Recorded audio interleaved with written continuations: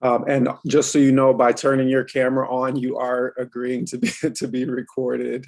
So keep your camera off, and don't speak if you into your microphone if you prefer not to be recorded. Welcome to Decolonizing Academia. This is an endeavor, some might say long overdue, and certainly in one way or another, a number of years in the making. The first thing that I wanted to say was to just thank our sponsors, Sacred Footsteps, for making this happen.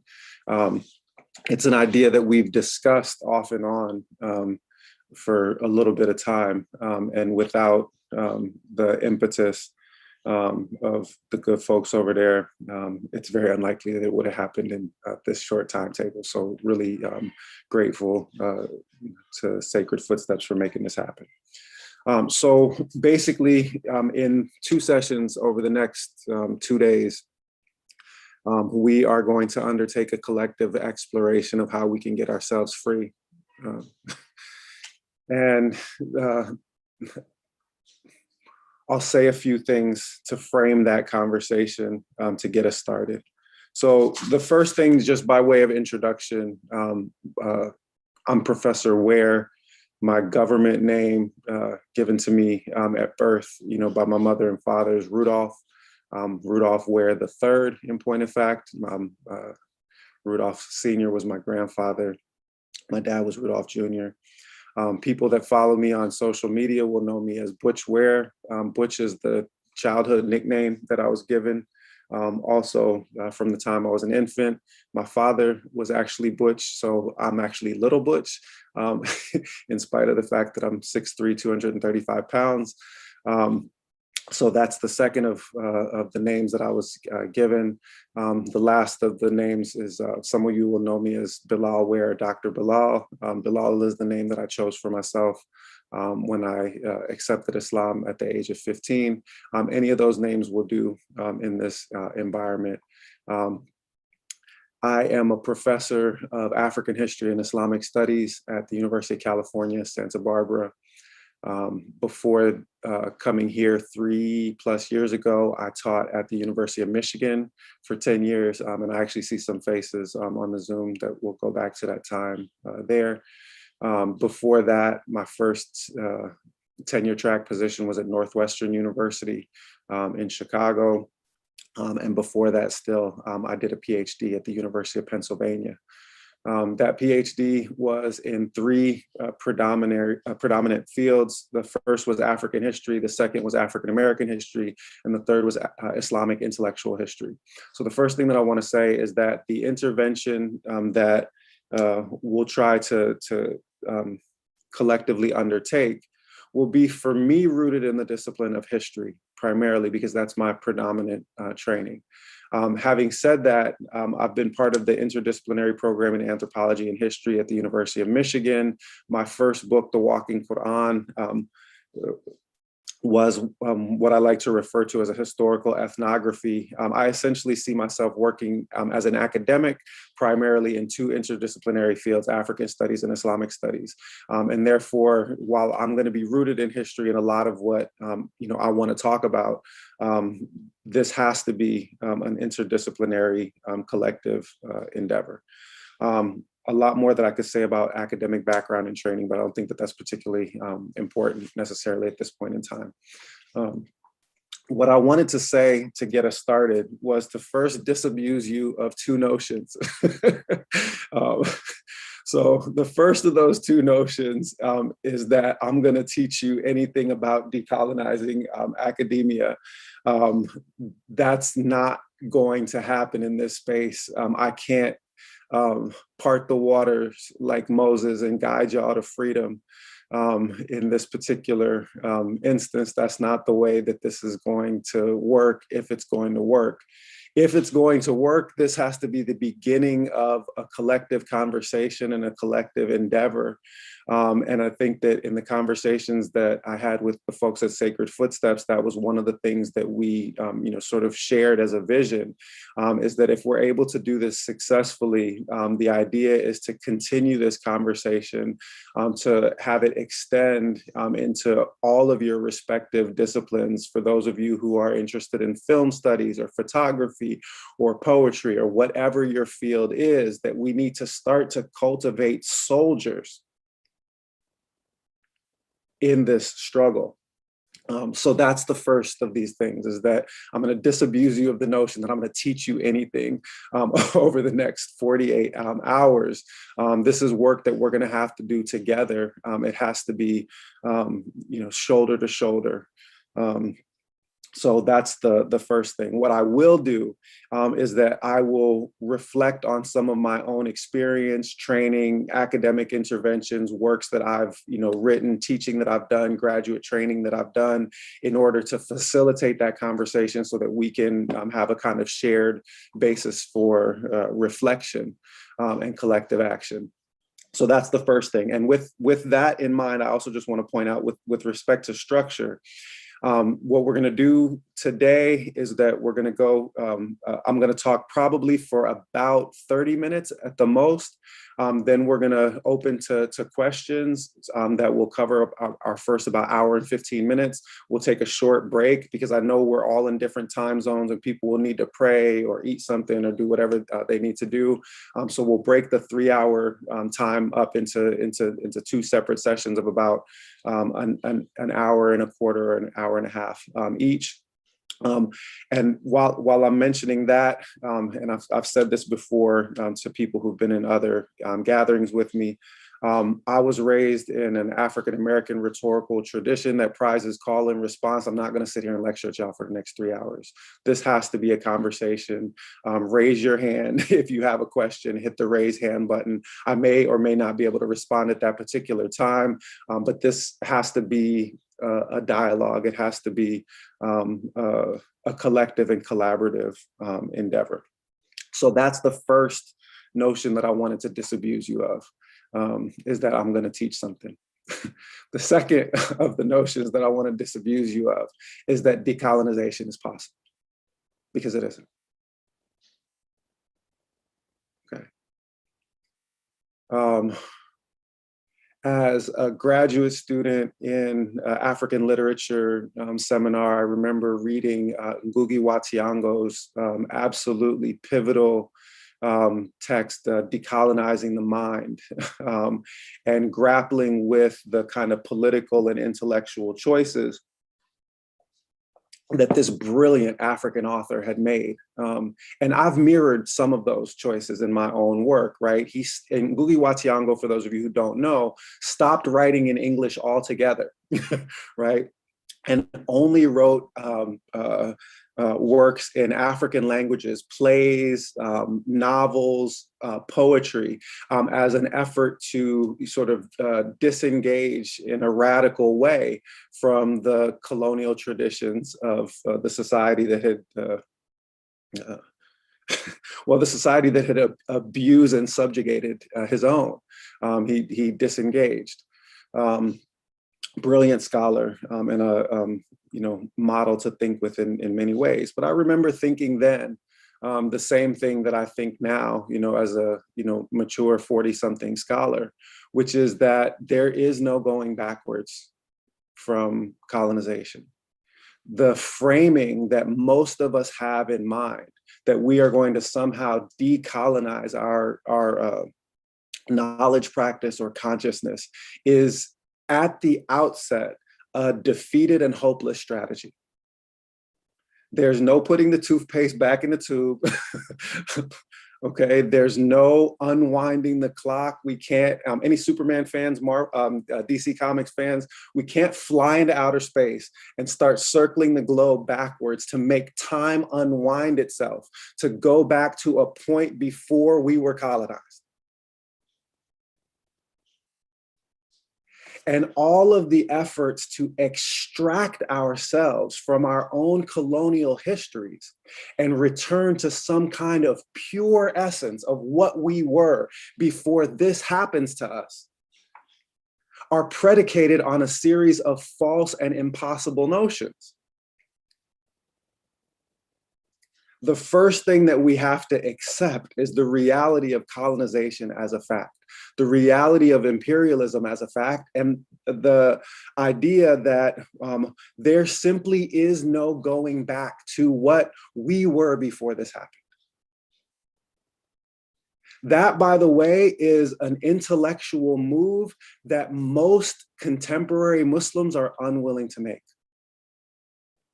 The entire structure of what I call neo-traditional Islam tends to move in the world in a way that seems to suggest that they think that you can reconstruct the past as was, that you can just go back and make things as they were before. That's not the way that history works.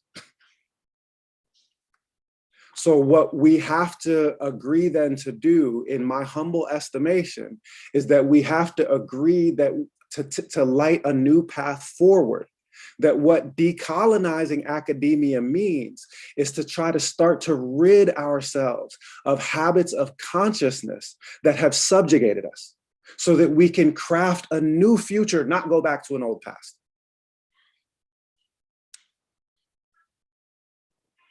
That indeed the fabrication of traditional past that we can go back and inhabit is part of the process that has been used to subjugate us in the first place. It's a habit of mind, for lack of a better term, and we'll come to the mind in a moment, that is imposed upon us by the forces of modernity themselves. Modernity always crafts a tradition that is its opposite. And colonized people often try to go back to that thing. But that's not a place that we can go back to. Instead, we have to find ways of engaging the world that we actually live in and drawing on the resources of our traditions in order to open new paths in emancipatory ways. That doesn't mean jettisoning the past, not at all. It means rooting ourselves as fully as possible in the epistemological, ontological, and methodological traditions of our colonized societies. That means rooting ourselves in African understandings, rooting ourselves in Islamic understandings, and then having the audacity to engage the world as it is. There'll be a lot more that we can say about that. But I want to first sketch the depth of the problem so that we can begin to craft the conversation.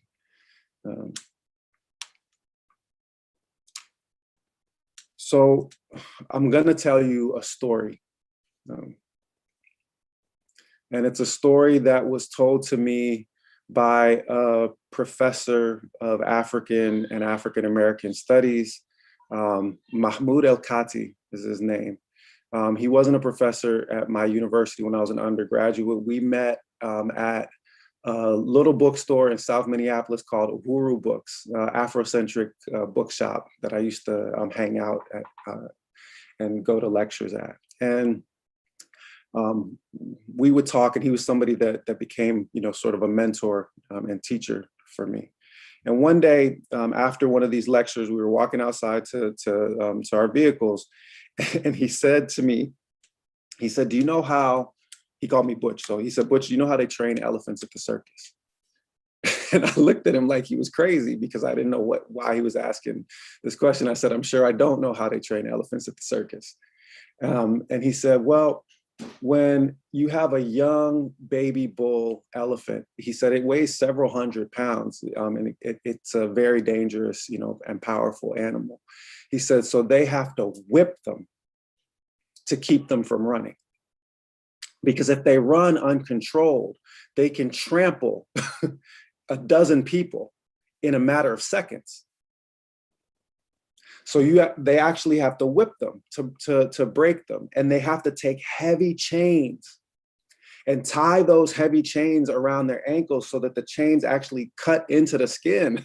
And they put those chains around heavy pegs that are rooted in concrete or some other heavy anchor. Because again, if that animal gets itself free, it's going to trample everything in sight. He said, but once its will is broken, it can grow to be an animal that weighs several tons. And you can tie any insignificant string around one of its legs. Tie that insignificant string to any insignificant peg. Make any kind of cracking noise in the air with anything resembling a lash, and that animal will never run.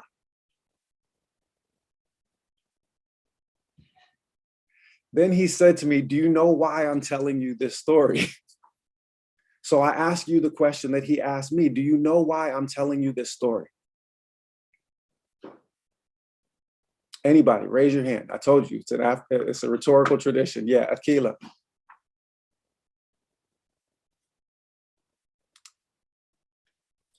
This is what's similar to what has been done to us here in this hemisphere in North America and South America, those who were brought from the continent of Africa to, the Americas. And it's still being done to us. We're supposedly free and have all these freedoms and rights, and yet somehow we're still being held back. Right. And what is holding us in our position, right? It's not an actual bond. It's a memory. Our consciousness keeps us in the place that we are. You teach a people to colonize themselves. That's the most effective form of colonization. If you read the caption that went out with the flyer for this seminar, I think I have it somewhere here on my computer. So here's what it said at the top. I quoted a line from Sheikh Hamidou Khan's novel. And Sheikh Hamidou Khan, if you haven't read Sheikh Hamidou Khan's novel, Ambiguous Adventure, that's the English translation, L'Aventure Ambiguë is the original French. It's one of the most brilliant engagements of how colonized people come to internalize the categories of thought of their colonizers. Okay, it's just an absolutely brilliant book.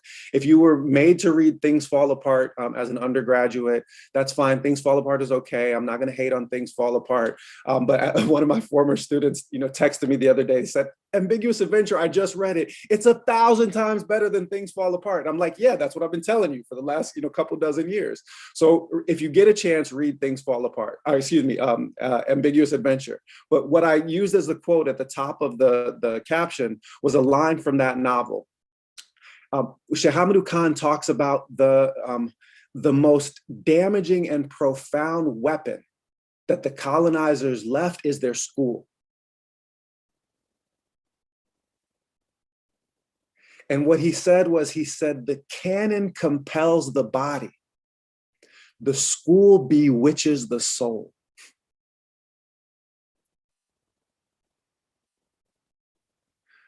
The fundamental issue that he grappled with in this, and somebody typed into the chat, mental slavery, right? Bob Marley comes immediately to mind. Emancipate yourself from mental slavery. None but ourselves can free our minds. So Sheikh Hamidou Khan is essentially showing how we come to love, not just accept, but how we come to love the habits of mind that keep us in bondage. The most difficult thing, and many of you are teachers, many of you are students or graduate students, professors, we're all involved in knowledge transmission. All of us play some kind of role in teaching. And we know as instructors, right, that the most difficult task that we have is not teaching people things, but unteaching them things. Getting them to unlearn patterns of behavior, thought processes, ways of knowing that are inherited and internalized. Those are really, really difficult to uproot because they just become a part of who we are. So that we keep ourselves immobilized. I'll just, as a way of continuing, I'll actually read, because I know most of y'all didn't read that caption, the framing, the intellectual framing of the next couple of days, because it underlines the story of the elephant in the room, so to speak. The most violent spectacles of imperialism are visited upon colonized bodies, but the most durable are inflicted upon consciousness. Colonial regimes were and are predicated on epistemicide, the erasure of entire ordering systems of knowledge. When such systems could not be destroyed outright, as was the case with Islam, they were often reorganized from within. Their core texts remain unchanged, but the consciousness of the reader and the nature of knowing itself was fundamentally altered. In this weekend seminar, we will learn methodological, epistemological, and ontological tools for making liberating, emancipatory interventions. That is to say, we will carefully deliberate on concrete research approaches, philosophies of knowledge, and ways of being in the world that help us counteract colonial incursions in our consciousness. Most importantly, we will explore how radical knowledge practice can free us from bondage, not just in academia, but outside its walls.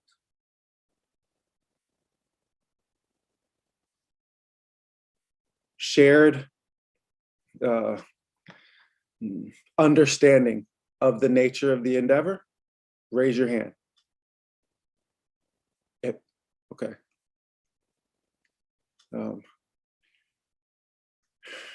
Shared appreciation of the urgency of the endeavor. Okay. Good. Then let's get rolling. All right, so I'm gonna start with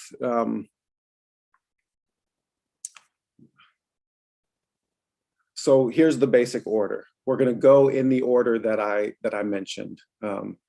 Methodological, epistemological, ontological. Okay, now what do I mean by that? First, we are going to discuss methods,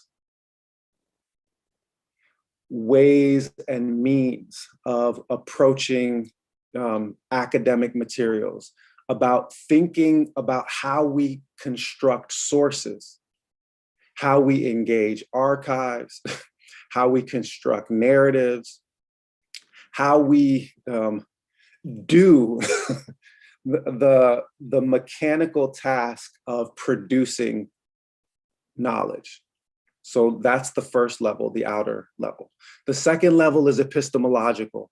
And this is the primary level at which my first book, The Walking Quran, functions. And you guys got readings, 2 chapters from The Walking Quran, which I know most of y'all didn't read because I don't have grading power over you the way that I have over undergraduate students. And even they don't usually be reading. So I know y'all didn't read, but please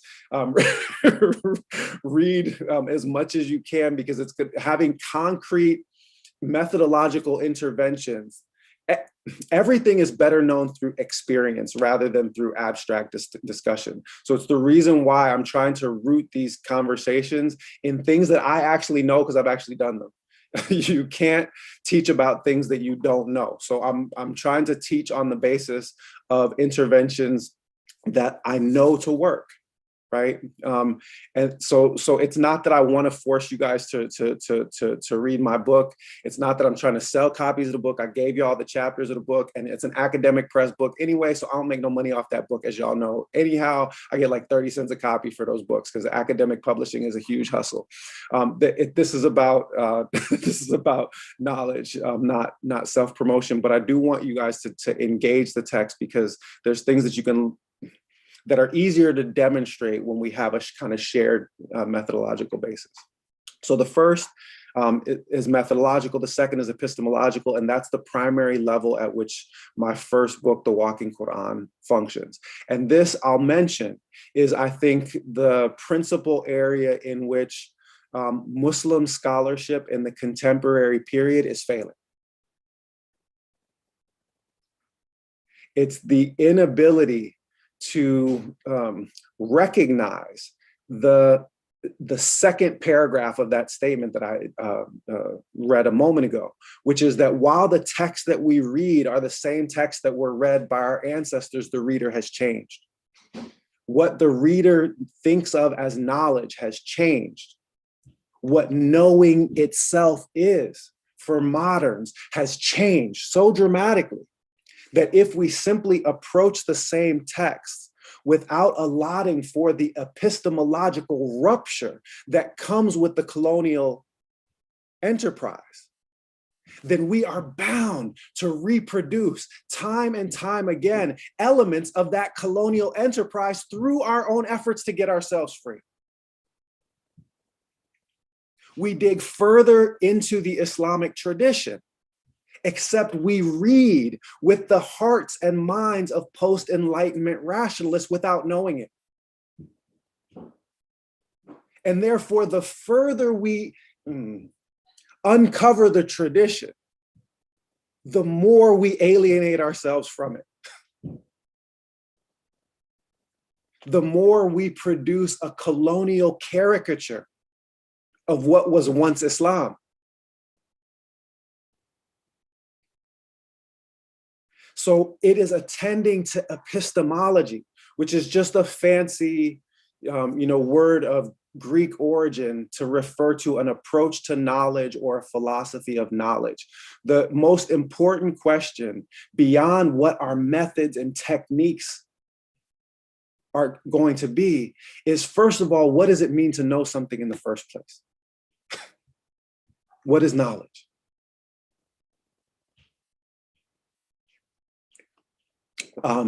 Razmeen, are you have a question? Please go right ahead. Hi, salam alaikum. I was just reading, I read some of the material. I actually thought this conversation was happening in February. I don't know, maybe I misread it. But I read some of the material a couple of hours before. And one of the thoughts that came to mind as you were speaking, and also as you mentioned, an author who discontinued writing in English as a protest, right? And I was thinking one of the methods is that some of the writing is so complex. And, isn't that part of the problem, where the audience that we're aiming for to give this information to may not even understand what's written in the text? And is that maybe one of the methods that we need to think about, is about maybe simplifying some of the language, or is it done deliberately so that we can show that actually we are a people that have knowledge and expertise, and we can use your language, but we can use your language to express our own ideas? So that's sort of the little dilemma that I was having, because, most of us here have got degrees or whatever, but I can imagine the lay population who would really benefit from some of this knowledge might not actually understand it. Absolutely. What do you think? So the short answer to your question is that different texts have different audiences, without question. I made a social media post that began with a quote from Imam Malik ibn Anas, the eponym of the Maliki school of jurisprudence, where he says that knowledge is a light that God casts into the breast of whosoever he wills. It is not the accumulation of many facts. And then I went on to say from that point that much of our knowledge practice in the contemporary period deploys bits of data to impress or confuse or control other people, and that none of that is knowledge. That knowledge is something that provides illumination, not just information. So I fully agree with you in that sense. Within the classical Islamic tradition, there are texts that are meant for advanced readers. There are texts that are meant for beginning readers. You can operate with different levels of intentionality for different audiences, and what is suitable as an exposition of knowledge for particular groups may not be suitable for another. Imam Ghazali, famously said that it is categorically forbidden to share knowledge with a person who's not prepared to receive it. But it's also categorically forbidden to withhold it from the one who is. So all of that is to say that as the messenger, alayhi salatu wasalam, said, actions are with their intentions. And the way that we conceive of audience is crucial. When you read the Walking Quran, the first thing is that to understand that the Walking Quran is produced at some level in a way that has to meet the requirements of the academic discipline of history. That book got me tenure at the University of Michigan. And it had to get me tenure at the University of Michigan because I did not do that PhD to go work at Starbucks. And I'm not going to be in a position to have public reach with the teaching that I do unless that book does the work in the academic world that it needs to. But is that how I approach a conversation with the broader public with, fancy words like epistemology and so forth? No, it's not. But this also comes down to a sort of, basic issue, which is that there is no escaping the fact that one must master the tools and techniques of the academic world in order to be able to critique and transcend them effectively. And this is also one of the principal problems that holds back contemporary Muslim scholarship, is that people don't want to do the work of mastering those disciplines in their own terms and then infusing them with content that comes from our perspective, because it's harder. Many will instead just wash their hands of the affair and say, that's Western knowledge, it's not important, which is intellectually lazy and irresponsible. And that's not me saying that. That's Imam Fore Drame, the great contemporary Senegambian scholar. He said once when we had a conversation about this, he said, there simply is no way of making a meaningful intervention into Western societies by ignoring the institutions that they use to spread knowledge. Period, full stop. He then continued to say, it was always my presumption that the way that the Jahanke way of teaching Islam would have the biggest impact is, in America is if people started teaching about it in universities.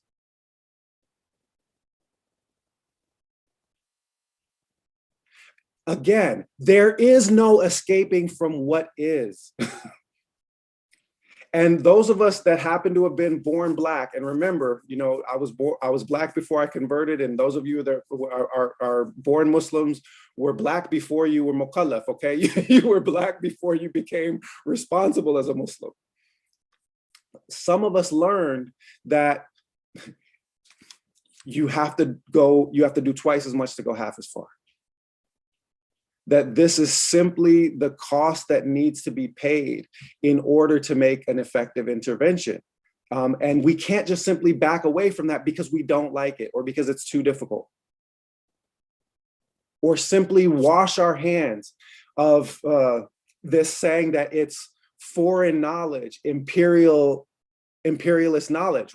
How will you develop a critique of it if you don't understand it? How will you train the next generation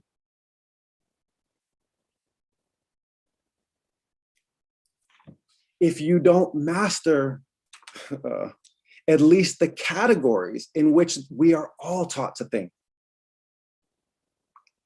I want to finish the point on ontology before I move to the next set of questions, and we will come to them. So epistemology after methodology, and lastly, ontology. If you read the short piece, Traditions of Innovation, there's a realization that I came to after the Walking Quran was published, that I tried to crystallize in that short 3-page piece, which is that even the category of epistemology itself is,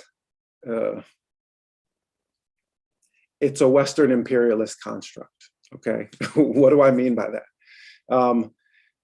In a basic way, separating epistemology as the study of knowledge, cosmology as the study of the universe, all that which is external to the human being, and ontology as modes of being.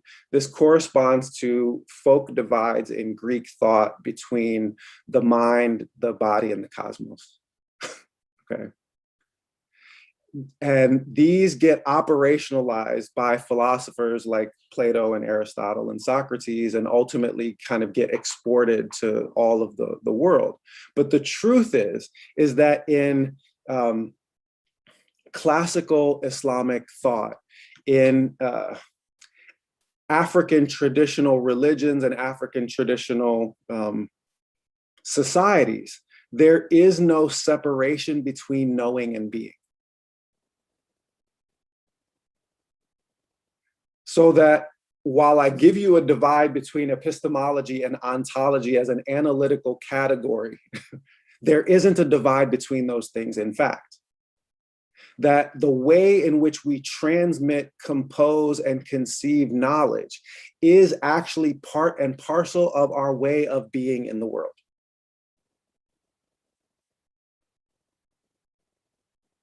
So this is an inherited category that ultimately we need to reassess. I use it just strictly as a, what's the word that I'm looking for? As a convenient division between our focus strictly on knowledge practice and a broader focus on the way in which being takes place in the world. But ultimately, it's not a divide that I think can be maintained, okay? It is in and of itself one of those categorical distinctions that we ought to be struggling against as part of our emancipatory exercise.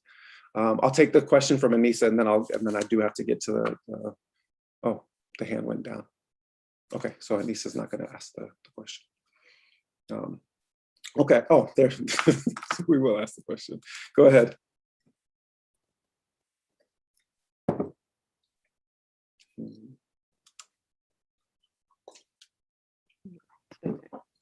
Assalamu alaikum.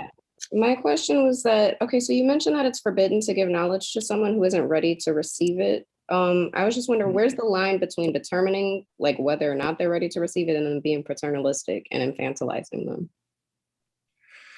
Yeah, everything is a matter of discernment.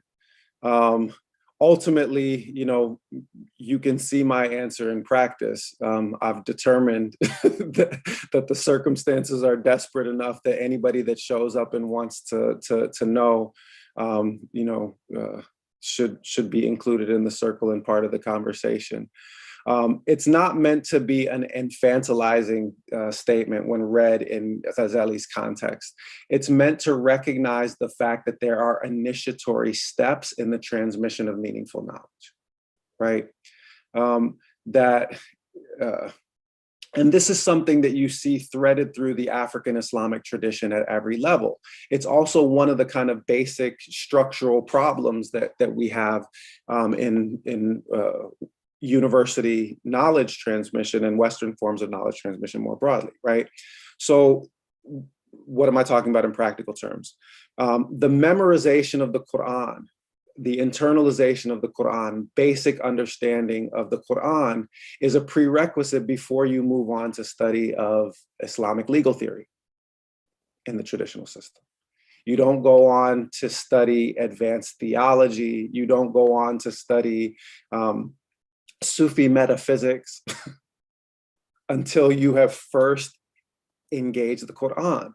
Because the idea is not that knowledge is and should be freely accessible to everyone at every level, but rather that knowledge is built in a, not just a cumulative fashion, but in a processual fashion through the mastery of a preceding step before moving on to the next.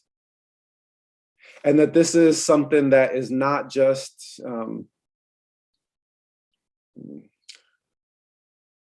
native, for lack of a better word, to the Islamic tradition, but actually to all human traditions. And that it's one of the great fictions of Western thought that you can just give people knowledge and let them think it through themselves. This is one of the principal ways in which all kinds of indoctrination passes as the dispensation of intellectual freedom. So it's not meant to be infantilizing, although of course it can be, right? Because human beings are the ones that are responsible for constructing these institutions of knowledge transmission. And when they want to use them to control other people, they're more than capable of doing so. Yeah, Anjum, go ahead.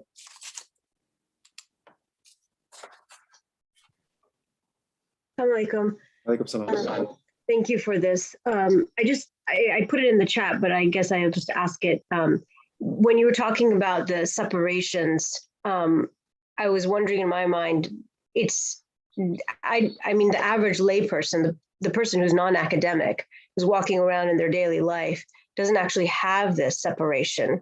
And so it almost seems like that's part of the bigger problem here, is that those who are, and I know we can argue about who's really the powers to be, but academic institutions and those who are trained in such academia to then move on to powers of position, whether you have these people who are kind of calling the shots on major issues like human rights or feminism or whatever you want, are now kind of imposing this on the average person. And the average person isn't either not even aware, or it's adding conflict and confusion to their lives in many ways. Yeah, I'll just mute so that I don't get the feedback. One of the principal functions of academia is mystification and stupefaction. Okay. Period. And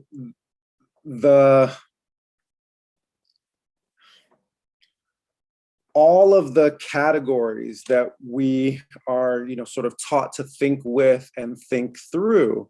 And this is part of what holds us in place, right? It's part of what persuades us not to color outside the lines, is that the people that are holding the keys to your advancement in an academic discipline are people that have mastered these, and they're testing you with respect to your internalization of their categories.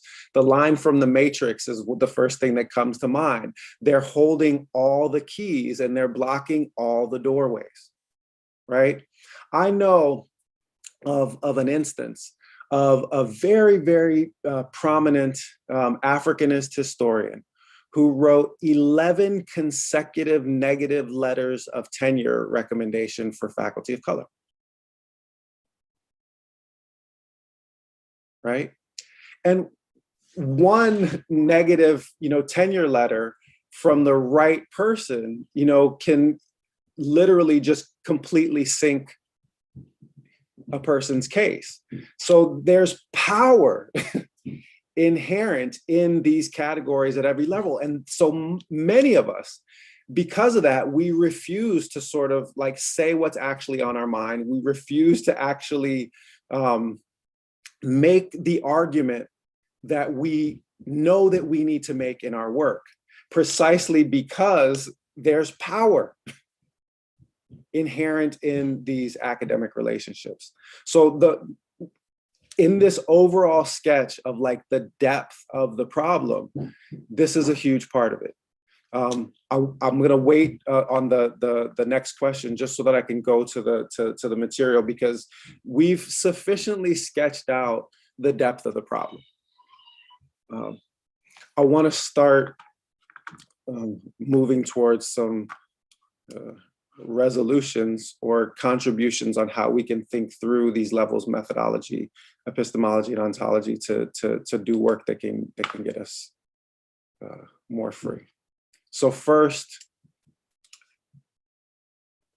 so let me just offer the first kind of glad tiding and piece of good news. So, and I'll just use this story to illustrate the depth of the problem that we confront.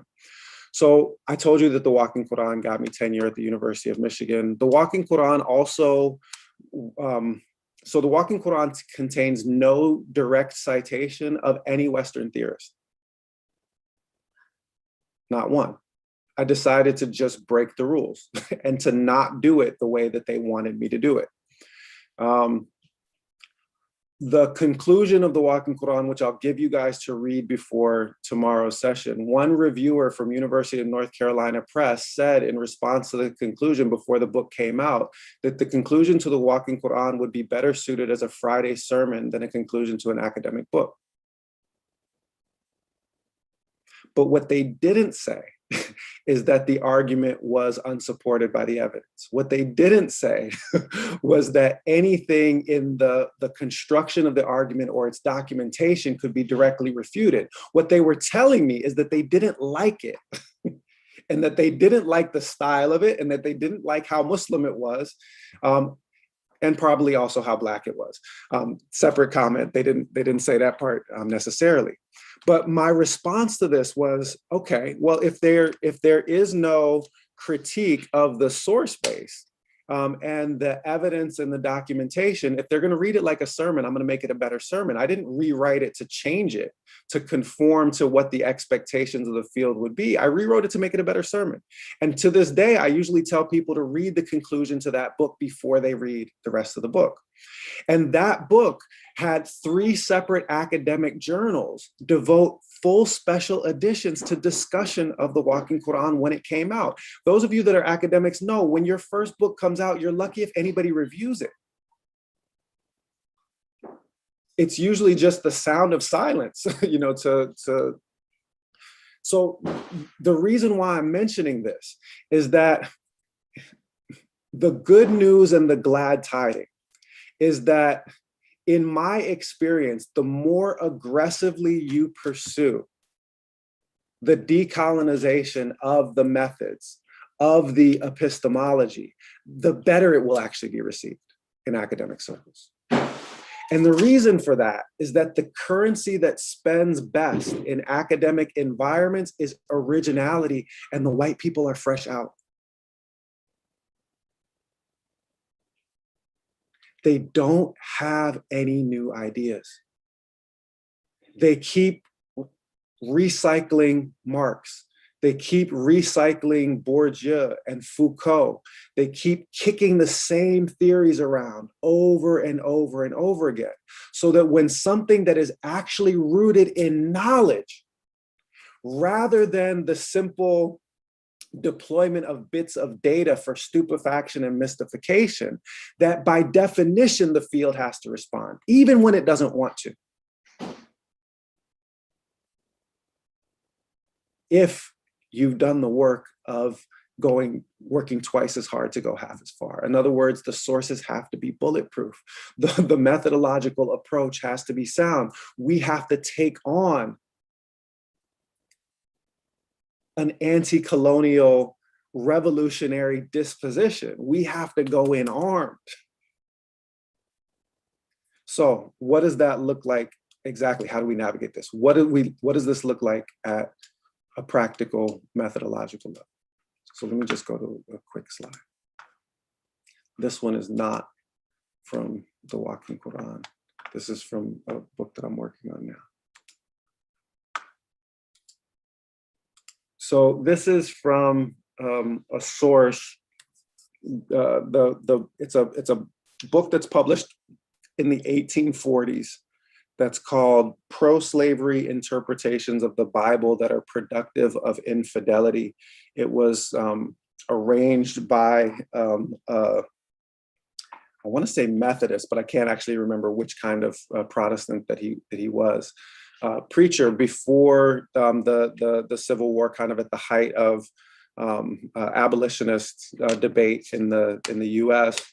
And basically, he just wanted to make a simple argument. He wanted to show all of the ways in which Christianity was used and deployed on enslaved people in ways that justified slavery and therefore were never going to produce meaningful numbers of converts amongst Black folks. So it's a kind of forward-thinking white progressive of his time. And in that book, he manages to capture this story that I think is striking, because it points to a bunch of things that we can do at a methodological level, and indeed that I've tried to do at a methodological level, to start to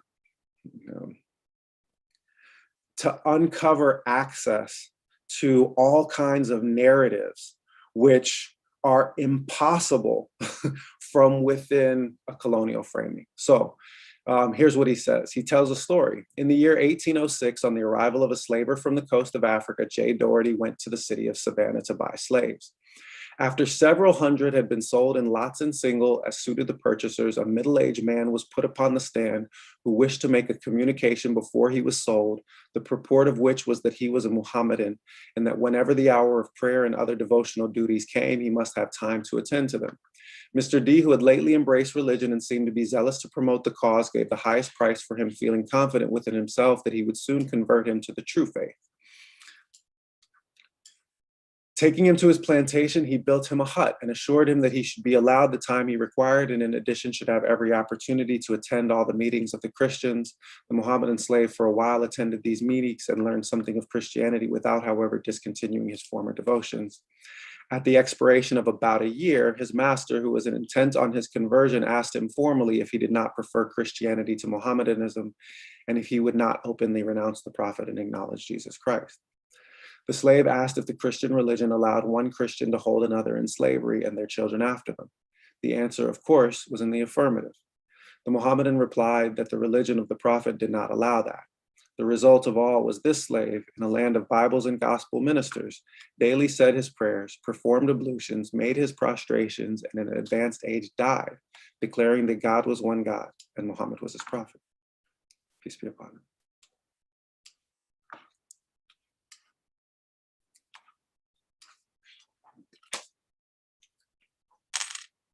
So back to the depth of the problem. And there's a lot that is contained in this narrative. The first, and I'll come back to this in a moment, just notice that this enslaved Black man on a Savannah dock in 1806 says that the law of the prophet does not allow a believing person to hold another believing person in bondage and their children after them. We just saw the publication of an academic book that says that the law of Islam actually permits this. I won't get into mentioning any names in discussion of that. But the point is that he has a radical understanding of the way that freedom functions within an Islamic context. Where does that come from? I'm going to show you in a moment where it comes from.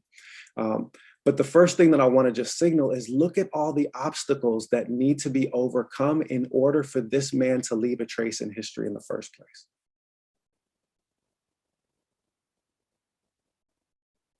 The first thing that we need to understand about these methodological interventions is that the way in which our fields construct what is knowledge and what are sources at every level function to reproduce and validate the violences that deprive that man of his liberty in the first place. It's only by miracle, right, that story survives to be told in an evangelical text 40 years later, because this preacher happens to remember a story that he was told. Why? Because our disciplines themselves are designed to reproduce the violences inherent in imperialism. I'll make this more explicit with another story of an enslaved man. This one, not a true story, but a joke, a fictional story, a joke that's told by Chris Rock. Any Chris Rock fans out there? Chris Rock, okay. So Chris Rock tells a joke about an enslaved carriage driver.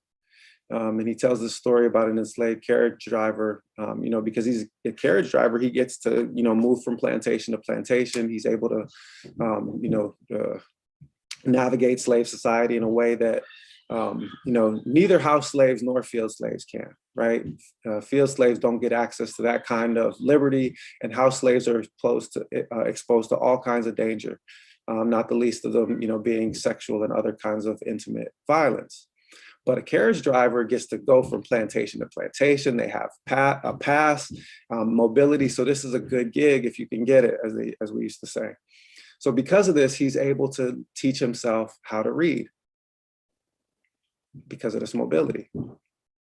So one day, the enslaved carriage driver is driving his master into town at full speed, full gallop. And he is coming into the main intersection in town, and he sees another carriage approaching the intersection from the other side. And he realizes immediately that if he continues at the pace that he's going, that it can be an accident, that there's going to be a collision at this intersection. But he's immediately presented with a dilemma, because when he looks up, he sees a stop sign on the corner. The joke requires that you imagine a stop sign existing in slavery times, but we'll suspend our disbelief, as they say. So what's the dilemma? The dilemma is, if he stops at the stop sign, then he's going to reveal the fact that he can read. Whereas if he speeds into the intersection and crashes the buggy, he might kill everybody. So Chris Rock is like, what is I gonna do? What is I gonna do? If I stop, these crackers is gonna kill me. So what does he do? What would you do? He crashed that carriage because you may or may not survive the accident. But the point is that it's illegal in almost every state in the slave South to teach enslaved people to read. It's illegal. And oftentimes disclosures of this kind will lead to lashings from which people never recover. Sepsis and other kinds of infections set in the wounds, and people literally die from being whipped. It happened all the time. So what happens? He runs into the intersection, terrible accident. Miraculously, everybody survives. His master pops up and says, boy, what's wrong with you? Didn't you see that stop sign back at the corner? Slave ain't giving it up. He's like, you mean that red octagon shaped thing on the corner, boss? And y'all think that that's the punchline, but that's not the punchline. The punchline is, nigga, who taught you octagon? That's the master's response. Now, why am I telling the joke? And why am I juxtaposing it with a true story of a man on a Savannah dock? Because if we conceive of history as a discipline that is predominantly constructed through written traces and documentary evidence, then we have reproduced the silence that silenced the fictional man and the real one. As a methodological matter, if we simply use the inherited categories that our disciplines give us, we will reproduce the violence that gave birth to those disciplines. we will be engaged in silencing all of the people who, because of the injustices in the society, lacked access to education, lacked access to even the simple implements that would allow them to produce written traces. The best treatment of this that I've read and probably will read, and I'll give you guys a short section of it just as a reference reading, not as a homework assignment, is Michel Rolfe Trio's Silencing the Past, okay? Where he talks about how power intervenes in the construction of history at 4 levels at all times. First, at the level of sources, the moment of fact creation, the moment where a piece of information comes into being that will later then become a source. So first, one at the moment of fact creation.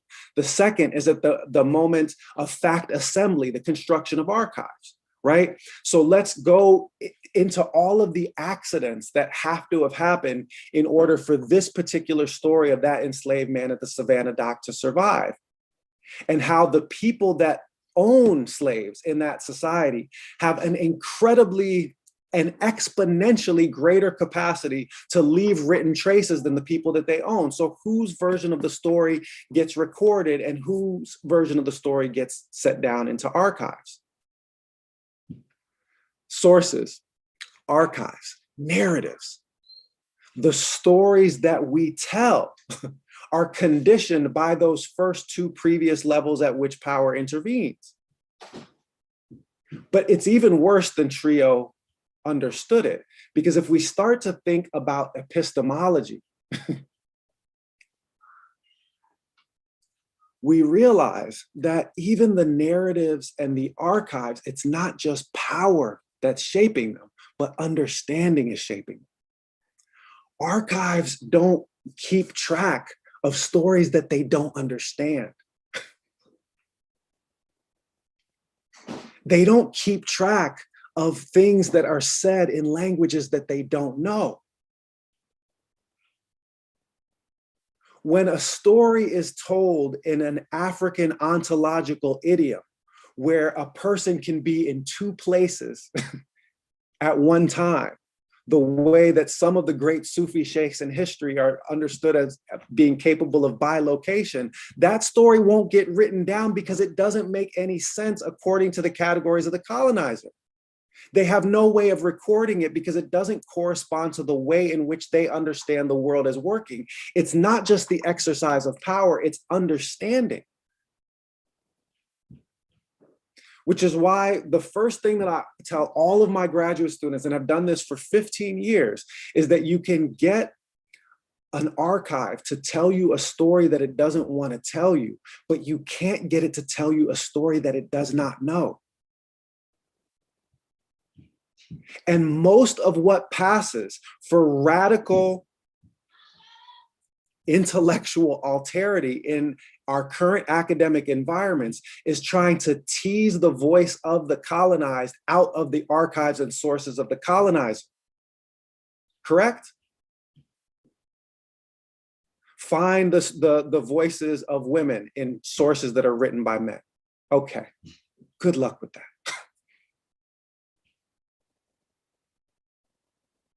What you instead find is a register and a collection of all of the conceptions that men have about women, and very little about what women themselves have to say about their circumstance. So you reproduce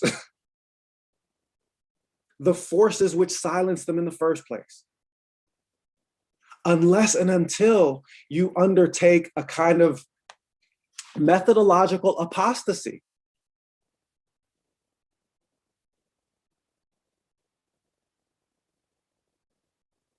Not to disregard the sources of the colonizers, but to not take them as authoritative in any meaningful way, and to instead seek out alternative sources in other cultural and linguistic registers. And the first is a linguistic register.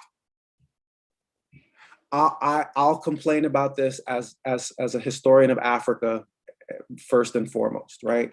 The first thing that I'll say is that 85% of the academic monographs, published articles, and doctoral dissertations in the last 20 years that have been written about African history have been written on the period since about 1880. In other words, everything is on history since white people came to Africa. And almost exclusively, they rely on those colonial archives and European language sources. Many in our field don't even learn African languages anymore to teach African history or to write it. So we reproduce the dynamics of those imperialist societies that consider certain kinds of knowledge, and other kinds of knowledge, not. So the first, sort of step is that kind of methodological apostasy. It means, amongst other things, giving a different kind of priority to methods and sources that imperialist academic institutions have always looked down upon. Can I just, so how many people do history at one level or another in their work? Okay. Can you tell me if in your kind of, in the discipline of history as it's been bequeathed to you and taught to you, if it's still the way that it was for me, as a graduate student in the early 90s, which is that in spite of all of the kind of methodological self-congratulations, that to this day, there's still a kind of broad distrust of oral sources in the discipline of history. Fair? And that there is a pronounced and marked preference for written documents as sources in the discipline of history. Fair, right? Not saying anything too crazy with this. Okay.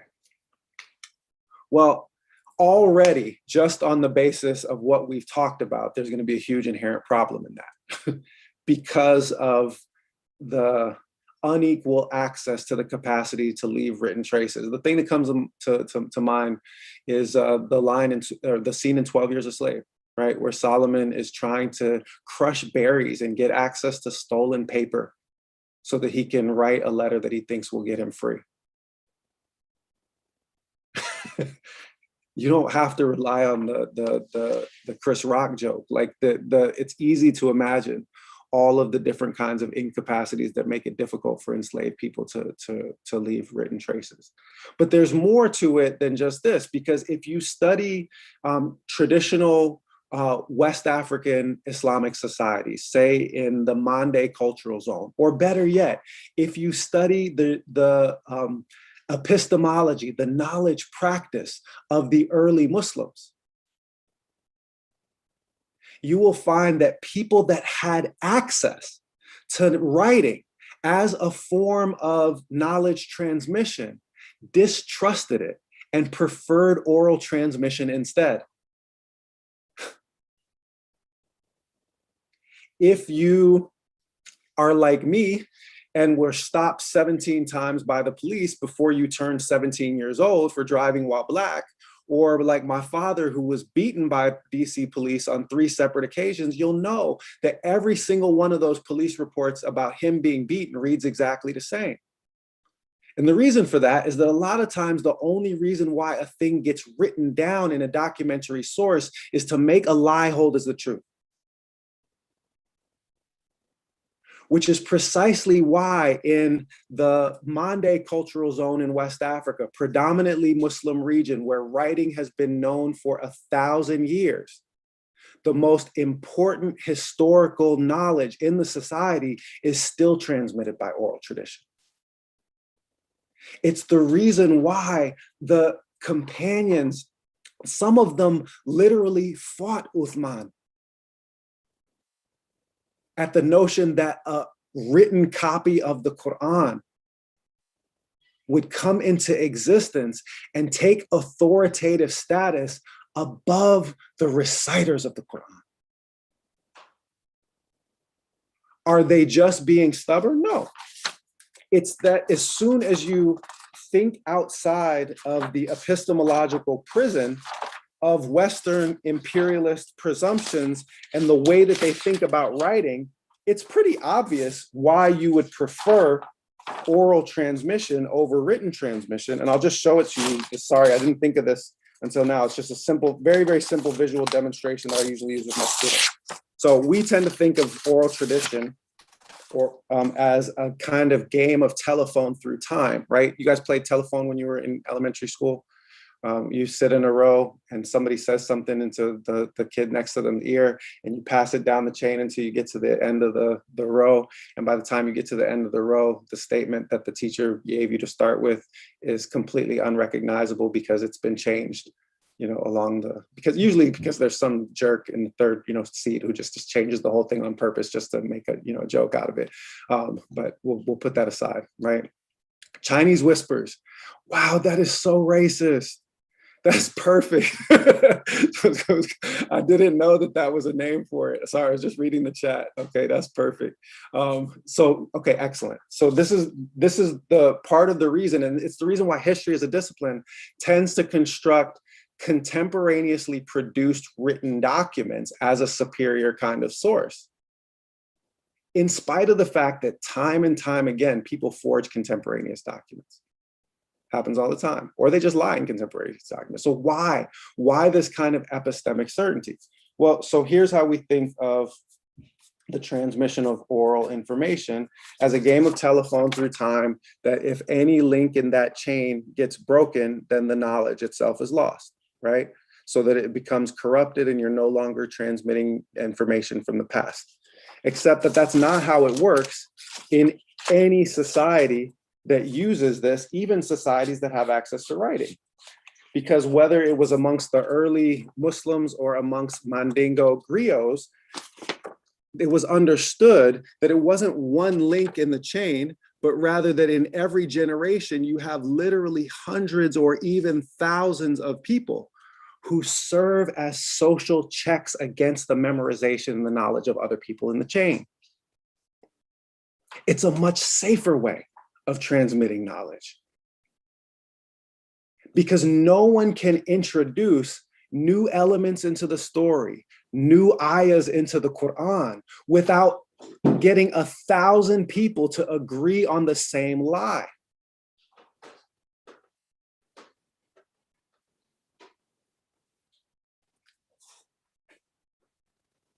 Yet our disciplines still conceive of this kind of knowledge transmission as deficient, because they have an understanding rooted inside of them that doesn't fully appreciate the social composition of knowledge the way that every single traditional human society has. It's this kind of perverse fiction that post-Enlightenment rationalism has developed for itself.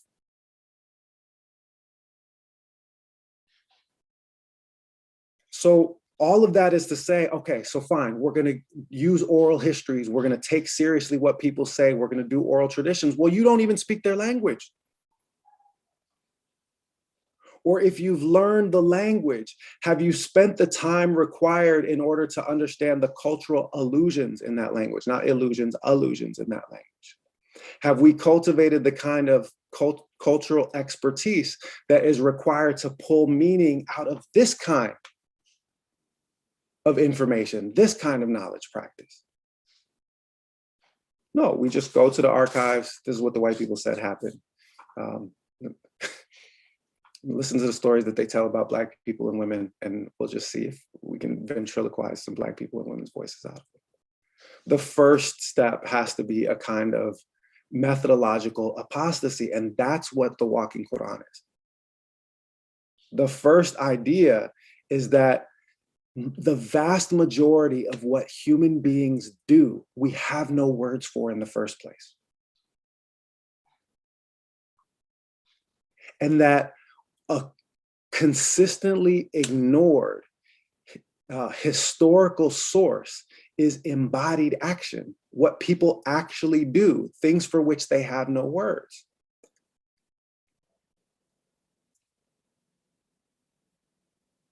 That's just one example. There are a trillion others.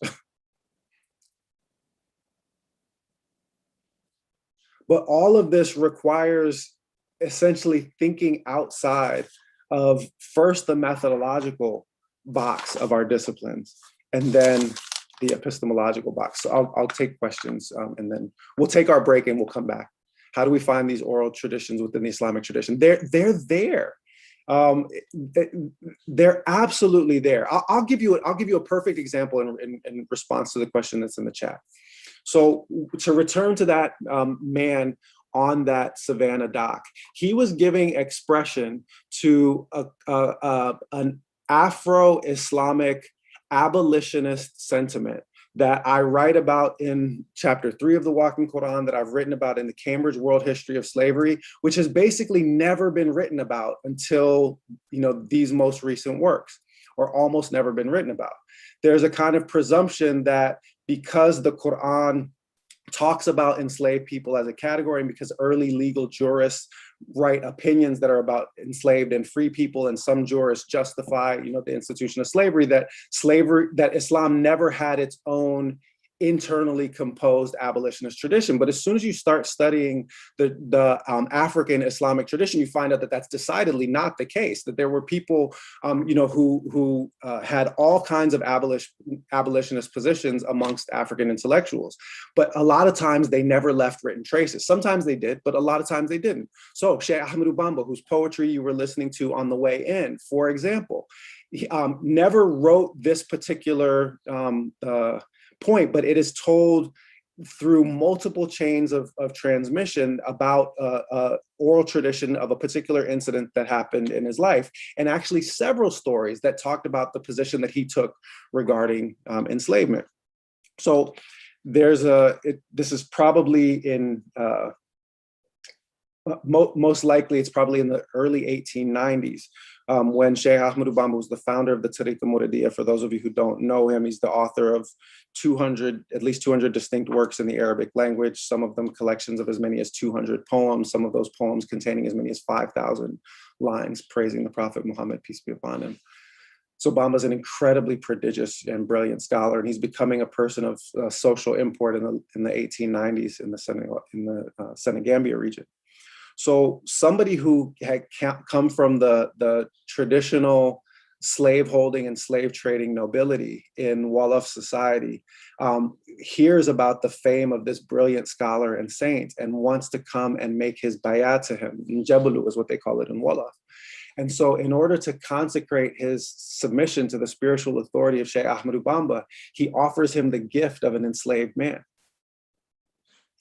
So the oral tradition keeps this very, very clearly and plainly through multiple narrations, that when Bamba meets this man, he says to him, "You own him?" And the man says, "Yes, and I'm giving him to you." And Bamba says, "If you own him, then you own me, because he and I have the same master."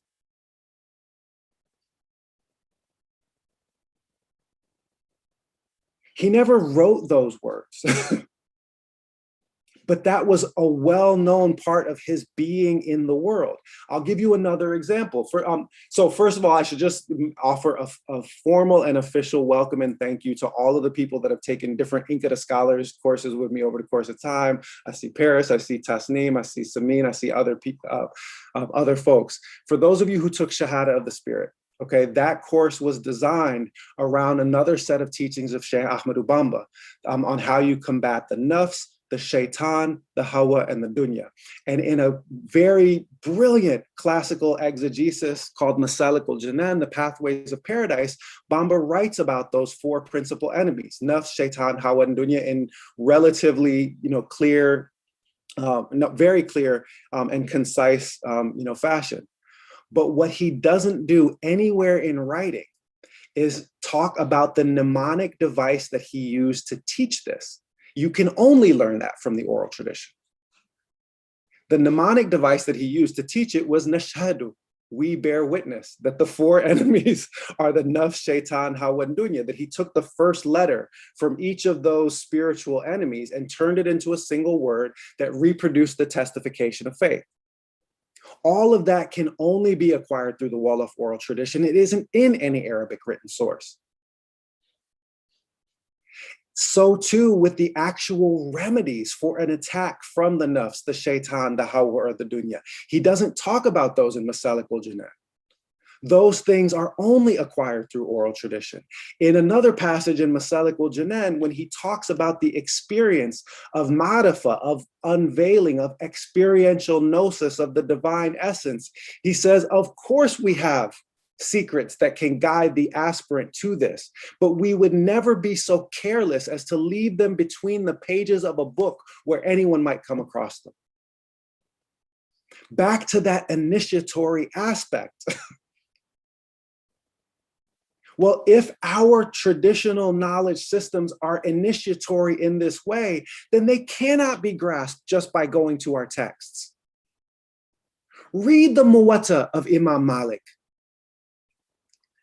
That is not a book.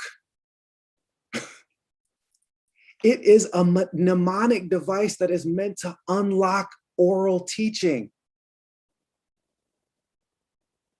As soon as you pull it out of its context of live, active knowledge transmission, it doesn't even make fully sense. Scholars have talked about how it's weirdly organized and all of these other things over the course of time.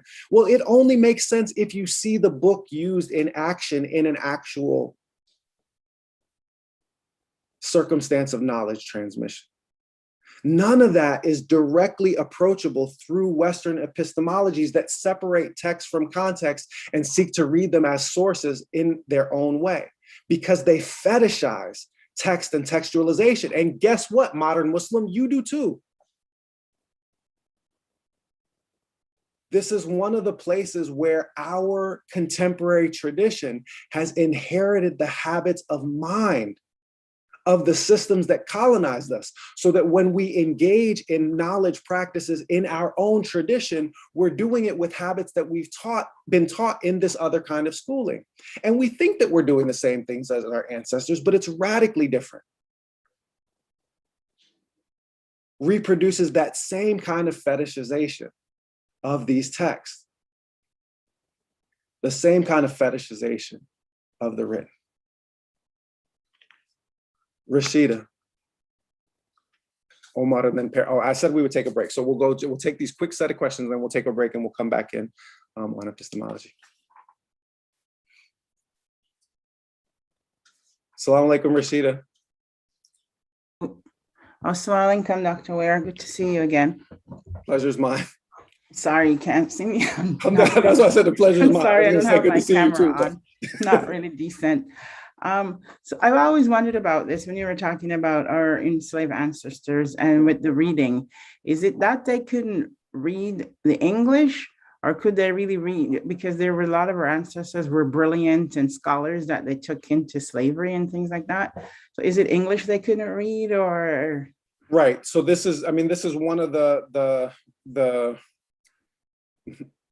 other kind of methodological, things that we'll talk about in a little bit. But of course, because between 10 and 15% of the enslaved were from Muslim background, many had been exposed to the arts of literacy in an African context.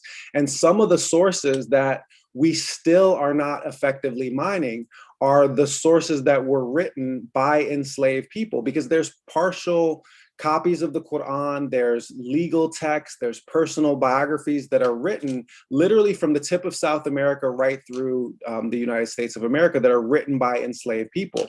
There are,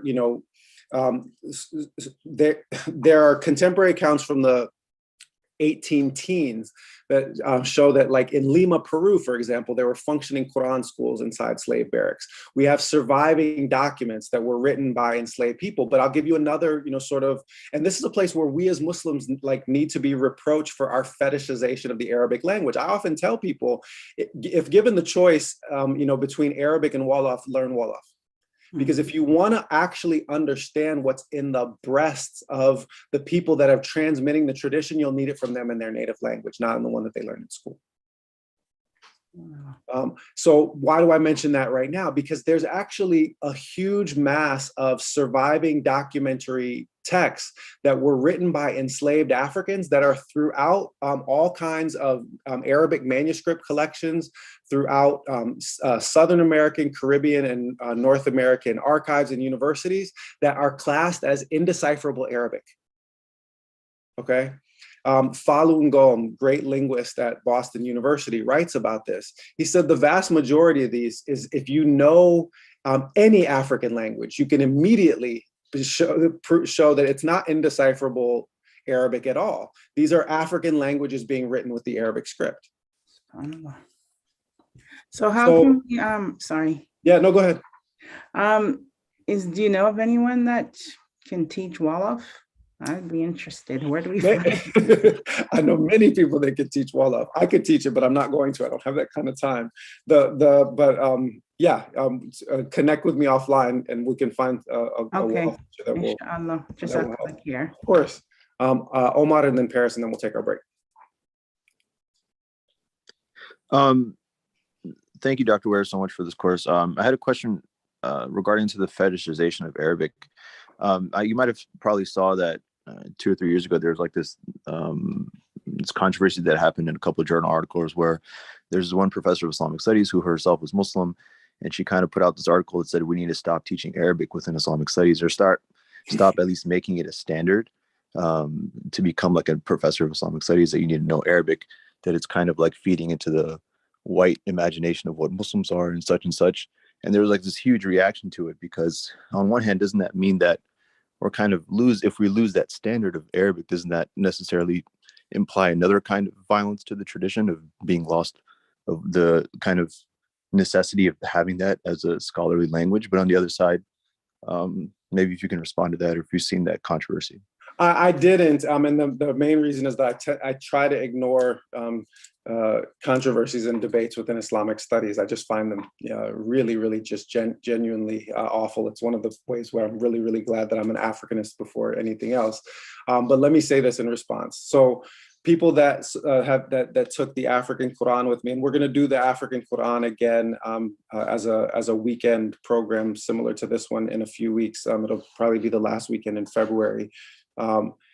You've heard me talk about this, that the fetishization of the Arabic language in the contemporary period is part and parcel of not just a kind of epistemological rupture, but very specifically of Arab ethnocentrism and chauvinism.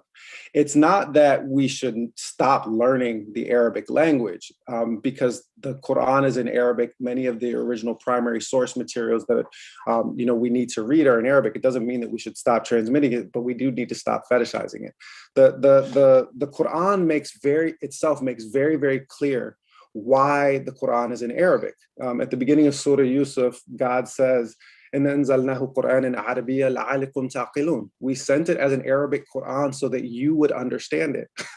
the plural you to the Prophet's own people. Because as in the fourth verse of the 14th chapter of the Quran, God says, never did we send a messenger except in the language of their people. So the Arabic revelation of the Quran is a contingent expression. And the way that I usually try to decenter people's thought process about this is that most of the dialogue in the Quran isn't in Arabic at all. Most of the dialogue in the Quran takes place in Hebrew, ancient Egyptian, Aramaic, Sabaean, Suryani, a dozen other languages. God translates those speech acts into Arabic so that Arabs would understand them. Think of your favorite turn of phrase in the Quran. 9 times out of 10, it was never said that way. My 2 favorites are from Surah Yusuf and Surah Maryam. Good God, that's no man at all. That's a noble angel. That's what the women of Egypt said when they gazed upon Joseph. It's a beautiful turn of Arabic expression. But of course, the women of Egypt did not say that, because the women of Egypt did not speak Arabic in that time. God has translated and rendered their speech into Arabic so that the prophet's people would understand it. As soon as you understand it as a contingent historical expression designed to facilitate understanding, then you perceive the deeper meaning, and you don't fetishize the language of expression. You instrumentalize the language of expression that allows you to understand the primary text. The other is قالت يا ليتني مت قبل هذا وكنت نسيا منسيا, what Mary uttered when she leaned against the trunk of the tree before she gave birth to Jesus. When the pangs of birth were upon her, she said, would that I were dead and a thing forgotten in oblivion. But of course, she never said that. She was speaking almost certainly Aramaic, possibly Hebrew, but almost certainly Aramaic. So whatever she said, God chose the right words in the Arabic language to translate it. And part of our effort of decolonizing our approach is to break the hold that Arabic has as a gatekeeping and indoctrination method in the way in which we think about and approach Islam. I'll give you one example of this, and I'll take Paris' question, then we'll take a break. The most famous poets in the Murid Tariqa after Sheikh Ahmadu Bamba himself, well, there's probably, I would say the two most famous poets after Bamba are Musa Ka on the one hand, and then his daughter, Bamba's daughter, Maimun Mbake. So they both wrote predominantly in the Wolof language, the latter two. Bamba only wrote in classical Arabic. In the prologue to one of his poems, Musa Ka says, he said, many of you will say that I shouldn't write this kind of poetry in a profane language like the Wolof language. You'll say that I should use the language of the Holy Quran.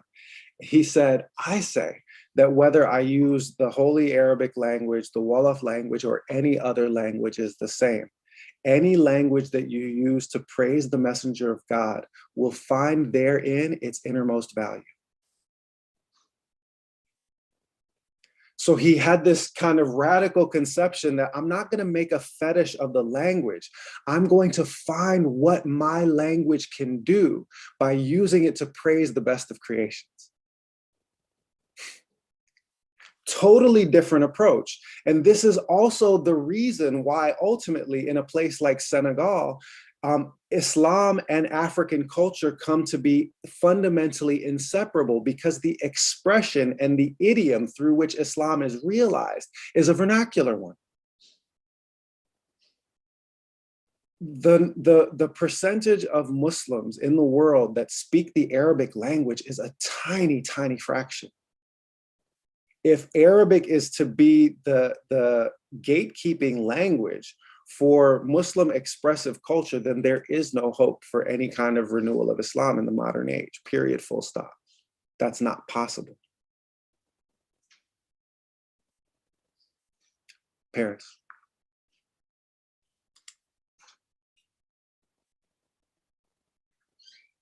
Sorry, I clicked the button. Try again. Yeah, go ahead. Assalamualaikum, Dr. Ware. Can you hear me okay? Walaikum salam. I hear you just fine. Alhamdulillah. Thank you for this class. Well, first, I just want to give a shout out to Omar. He dropped the mic when he said white imagination of what Islam and oh, I missed it. I got to scroll back through the chat. Yeah. Well, no, he spoke it when he okay. spoke. He just spoke. Because that becomes so poignant to me when I'm making like flyers and stuff when I go to Canva and I type in images of Muslim women. Black women are erased. It's going to take 100. You're going to have to scroll through 100 images before you get to a Black person. Yeah, it's true. Exactly. Yeah. So thank you for that. Just shout out. My question is, I know that the focus of this workshop for 2 days is really focusing on academic institutions. In my mind, just so I can really have some tangibles to bring back with me, I'm thinking of institutions and systems in general. Yep. And those ways of knowing and being, and the process of decolonization within systems of governing, honestly. And so I was thinking of the example that you gave as it pertained to police brutality and the written methods over the oral methods. we know orally within the Black community, we've been talking about police brutality from the very inception of police. Did nobody want to Right? hear it until they had cell phone cameras. Right. Nobody wants, but now the focus is on data, the written. But we don't need all that. We know it's true. We know it exists. And so I guess my question is how to take these methodologies, the methods, the epistemology, the ontology, for me, or maybe others who may not necessarily be in academia at this time, but being able to take this and use it in a way that impacts systems that we are also trying to be in the process of decolonizing. Yeah. Excellent question. I feel like the full answer should come after we come back from the break, because I think that's there's a lot to chew on there, but I'll give the beginning of the answer and then we'll take a short break and then we'll come back. So I'll return to this specific point when we talk about epistemology and ontology after the break. But one of the most generative insights that I ever heard from any scholar was from Imam Fode Drame, when he said that he said every intervention into human society that seeks to affect a change in it will be compromised if it lacks a sound understanding of what a human being is in the first place. So when we get into ontology, I'm going to start talking about categories, and people will have heard me talk about before about how the Quran literally never mentions the mind. The mind isn't a thing that the Quran talks about as being inside a human being.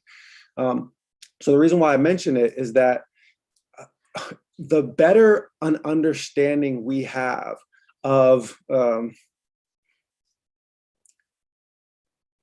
the actual categories. And from my standpoint, the categories that the Quran itself uses to describe the nature of human beings on the one hand and the nature of human societies on the other, the more likely we are to actually produce an effective intervention, whether it's in academic worlds, social worlds, political worlds, or in individual human lives, right? The reason for that, so my PhD advisor was not just a historian, but he was also trained as an anthropologist. For me, God is the best anthropologist. No one is better equipped to produce a study of humanity than the creator of humanity. Would he not know, he who created it? And he is the subtle and the informed.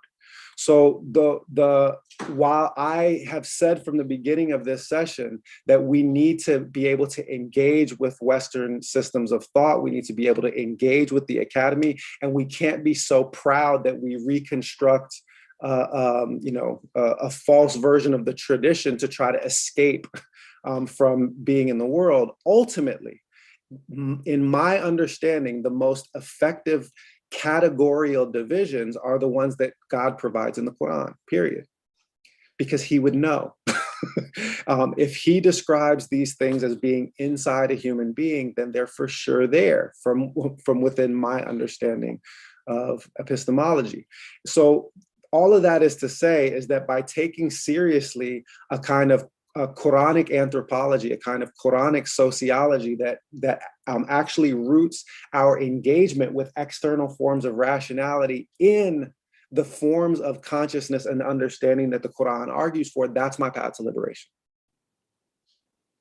And when you do that, what you actually find is that the categories that emerge from a deep understanding of how the Quran depicts what a human being is match those that the ancient Egyptians utilized, right? They match in many instances those that were used in Chinese philosophical systems. And there's a reason for that, is because that's actually inside the human being and it comes out naturally through all kinds of different cultural iterations. So the short long answer to your question is that ultimately, the better that we can understand what we are and how human societies actually function, the more suitable we are to make interventions successfully, whatever our domain of expertise, whether it's within the political world, whether it's in the academic world, whether it's in our family lives, personal lives, spirituality. That's my understanding. That's what's driving this. That ultimately is the liberation. I'll mic drop on that, and we'll come back in at the top of the hour, and we'll wrap up with one more hour after that. So get your prayers in, get your cup of coffee, whatever you need to do. I will see you guys in 15 minutes.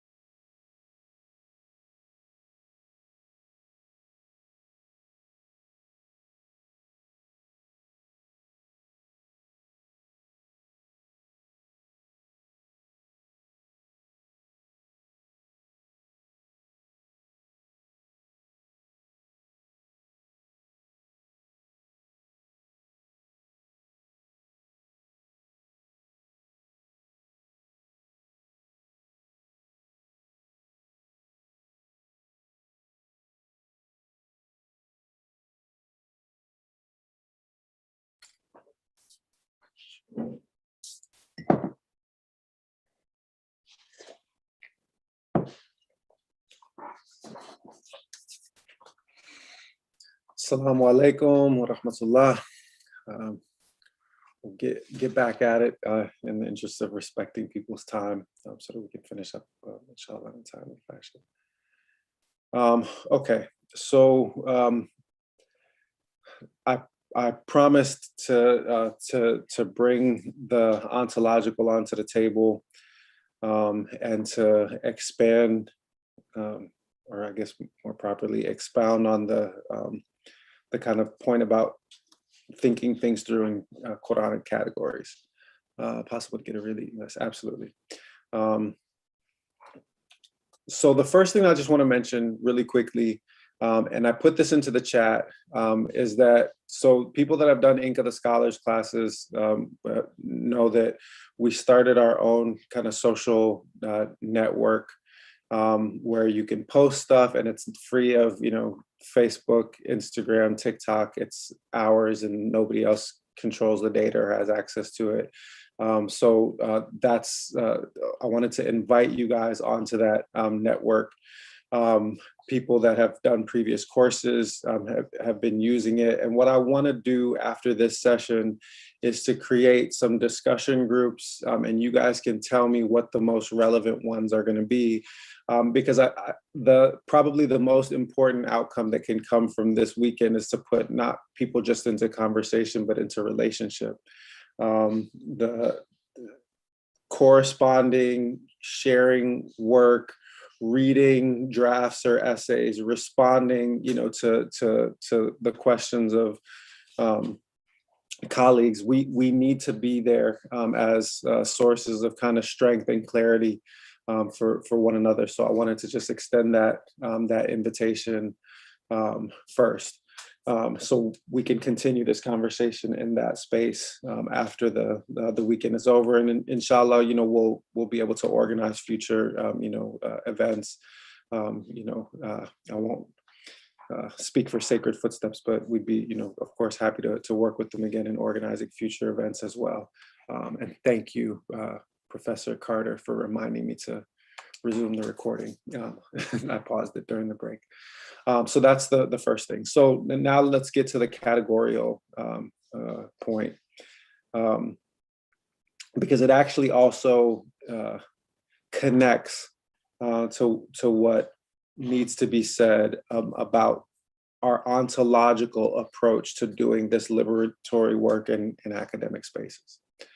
So it begins with a relatively simple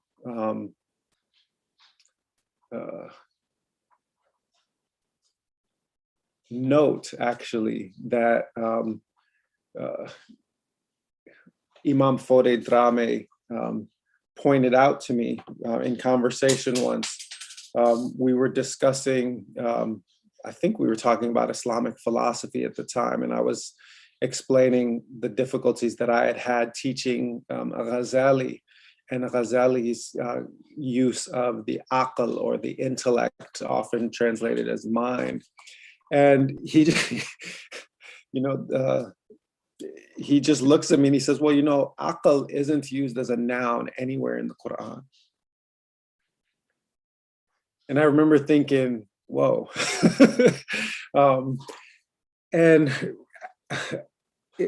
Reflecting on this over the course of time and integrating this into my teaching, I came to kind of reflect systematically on the fact that this category of the mind is one of the principal mental constructs that we have as academics. It's one of the most central unspoken presumptions that girds all of Western intellectual thought, is the existence of a thing called the mind, okay? And when I really want to drive the point home, I just invite people to point to their mind. And they'll almost always point to their head, and then that's the part where I say, no, you're thinking of your brain. That's a physical organ that exists inside your body. The mind is a construct.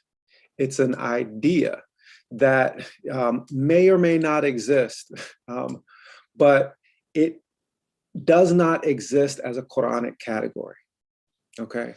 And in fact, the tasks that are usually delegated to the mind inside of Western systems of thought are in the Quran actually attributed to the heart, not to the mind. The heart in the Quran is the center of intellection, understanding, rationality, thought. It is also the place of emotion, intuition, feeling. That those things in a Quranic understanding exist inside the same organ, right? So that you're making my point in the chat. What about the aql? Is that not the mind? Well, that's the point, is that aql is not used as a noun inside the Quran at all. If the aql exists, then God didn't see fit to say so in the Quran. The verb aqala appears many times in the Quran, but the thing that is doing the intellection in the Quran, the thing that is doing the aqalaing, the thing that is doing the understanding is the heart. The heart is mentioned 132 times in Quran. The sadr or sudur mentioned 44 times. The fuad, the ardent flame of the heart, mentioned 16 times. So this is to point to this simple fact that our understanding of the mind, and even the way that aql gets used by medieval theologians and philosophers, ultimately has its origin in Greek rationality.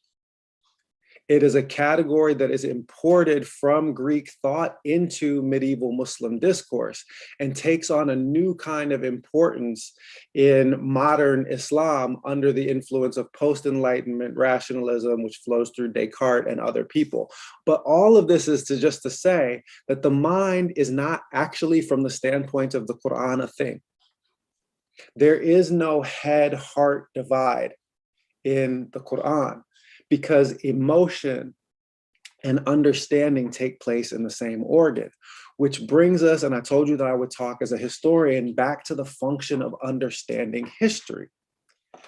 The Quran also gives us a categorical and categorical statement about the function of the study of the past. And it's in the 120th ayah of Surah Al-Hud, so it's 11:120, where God says, "Indeed, all that we relate to you in the tales of the previous prophets, with it we fortify your heart." That is to say, it's the function of studying the past. And indeed, all of our disciplines are the study of the past. It's the reason why history was the discipline that I chose. But when you study anthropology, when you study political science, when you study any of the disciplines that branch off into academia, you are by definition studying that which has already taken place. You might be using postulates as predictives into the future, but you are always studying history, whether you're aware that you're studying history or not. So what does the Quran say about the study of history? Is that it's for the fortification of a heart. That means that it's a place to cite or to cultivate emotion, motivation, courage, but also understanding, insight, penetrating clarity on intellectual questions. All kinds of things happen when you realize that even the instrument that you think is doing your thinking is a colonial imposition upon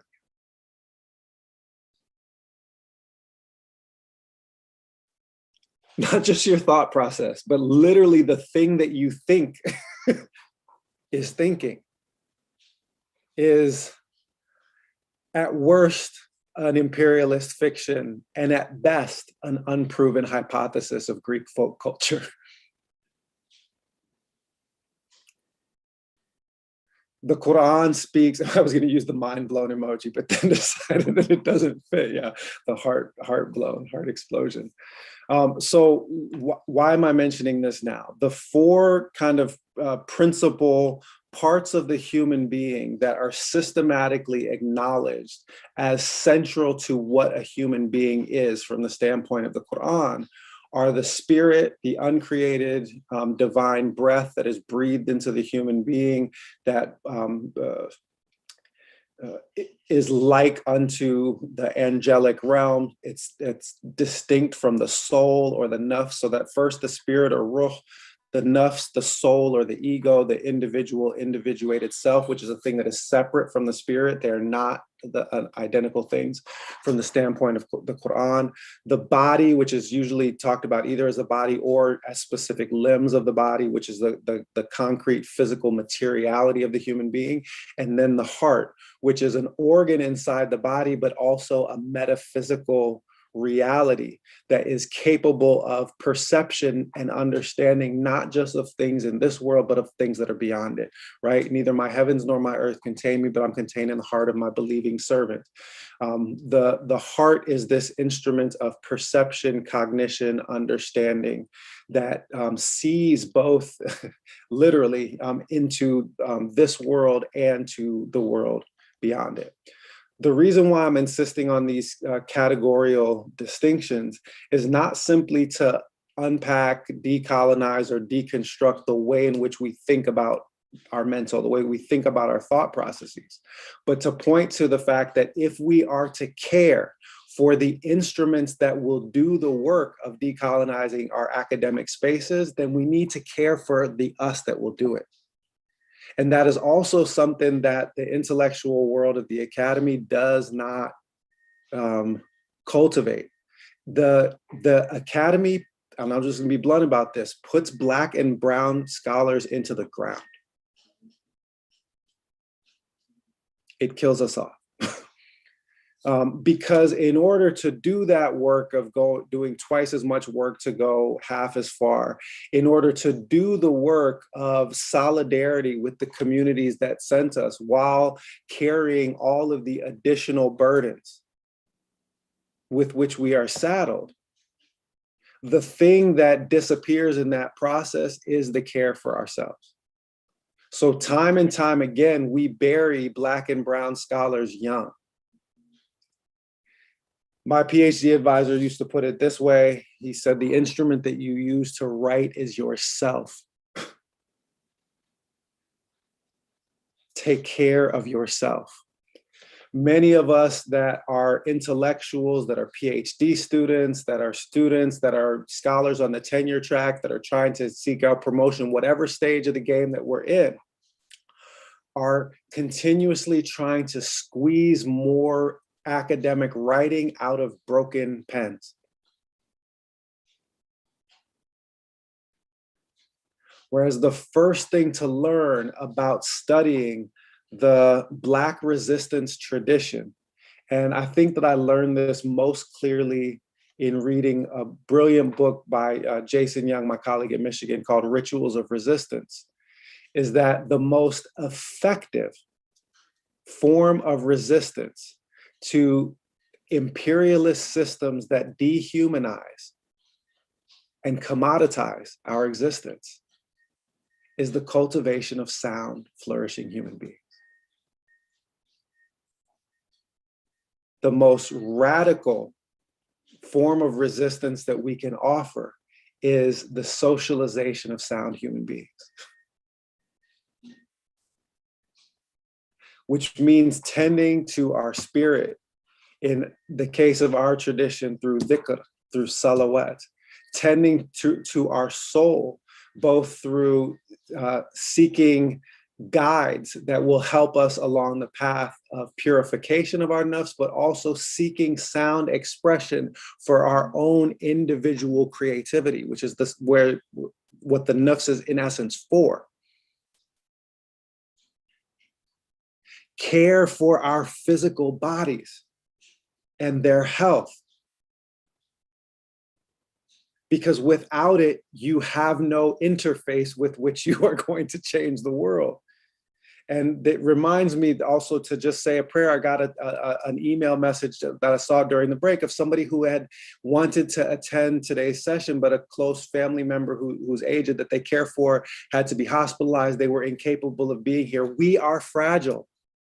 So sending supplications to them, to everyone who cares for somebody that is incapable of caring for themselves, for everybody who has invested in maintaining these human relationships and not seeing them broken by the effort to become what we want to become. There is no success in that endeavor while failing in this one.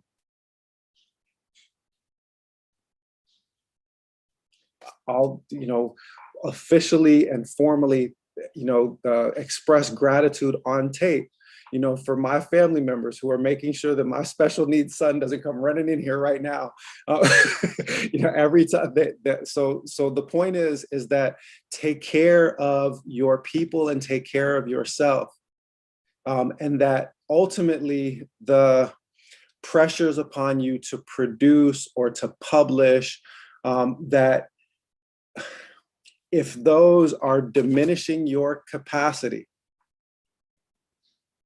to stay in a sound state of spirit, soul, body, and heart, then you are not winning, you're losing.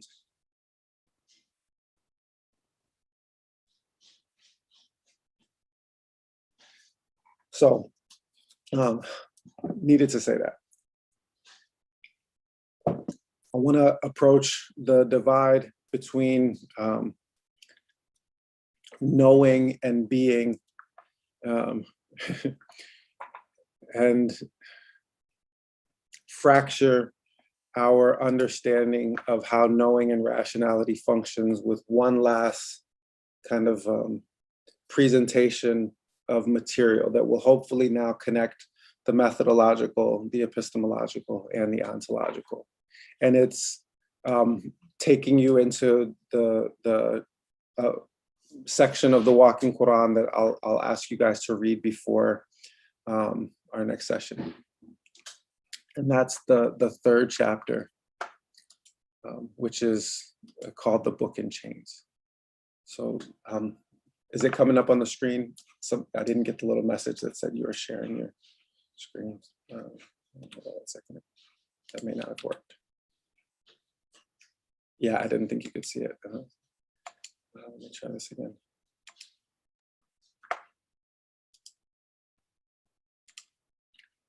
Okay, you guys are able to see that now? Okay, so the short version, okay, let me go backwards in order to go forwards. The basic argument of the Walking Quran, for those of you who have not yet had a chance to do the reading, is actually visually represented on the cover of the book. Let me just pull up the book cover so that you can see. Yeah.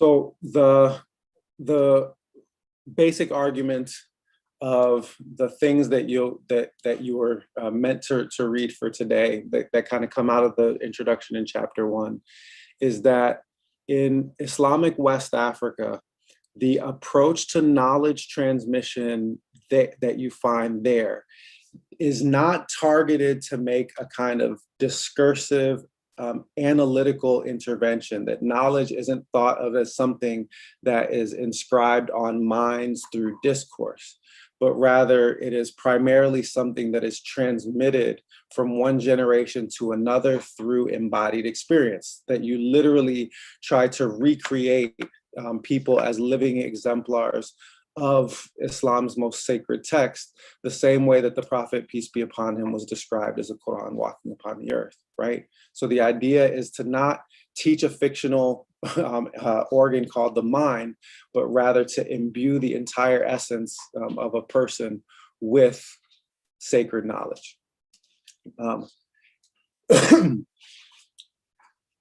If I had stopped the analysis there, okay, then I would have considered myself as being complicit in an imperialist endeavor. Why? The reason is that my reading of the academic study of Islam and the academic study of African society is that it primarily has functioned in order to facilitate research that allows for understanding of non-Western societies, then translate those into understandings that are compatible with those of Western societies. In other words, I'm going to go study people X learn how their worldview and approach functions. And I'm going to come back now and report to the white people. Where's the lie? My first African history professor at the University of Minnesota, one of the most courageous white academics I ever encountered, she showed a slideshow of colonial lynchings in the Belgian Congo on the second day of class and said, never forget these images. This is what imperialism is. She had cojones, as we would say. What she said on this, particular, she had ovaries, thank you for that. On this particular point,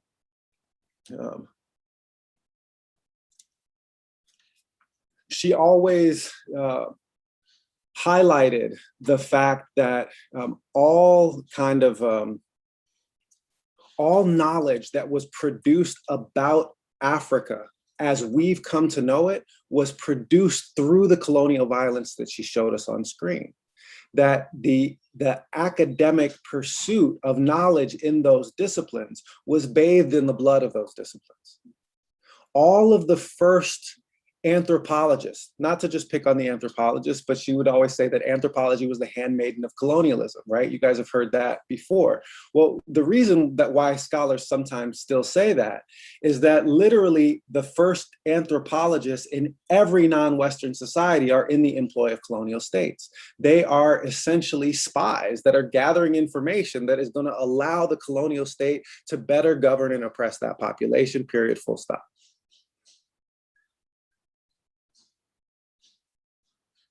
My book that I wrote, her name was Jean Allman, and she was the president of the African Studies Association a few years ago, which is why I went to the African Studies Association annual meeting for the first time in 10 years, because it's a super racist organization. But when she was president, she asked me to give a talk on the racial politics of African studies. So I went in and told the people about themselves, and that was fun. But all of that is just to return to the point. That ultimately, if we simply use our research abilities and capacities to better understand even our own tradition, and then write about it, how have we broken the imperialist dynamics of the academy? We build academic careers, if we're fortunate enough to build an academic career, on the same extractive relationships of knowledge.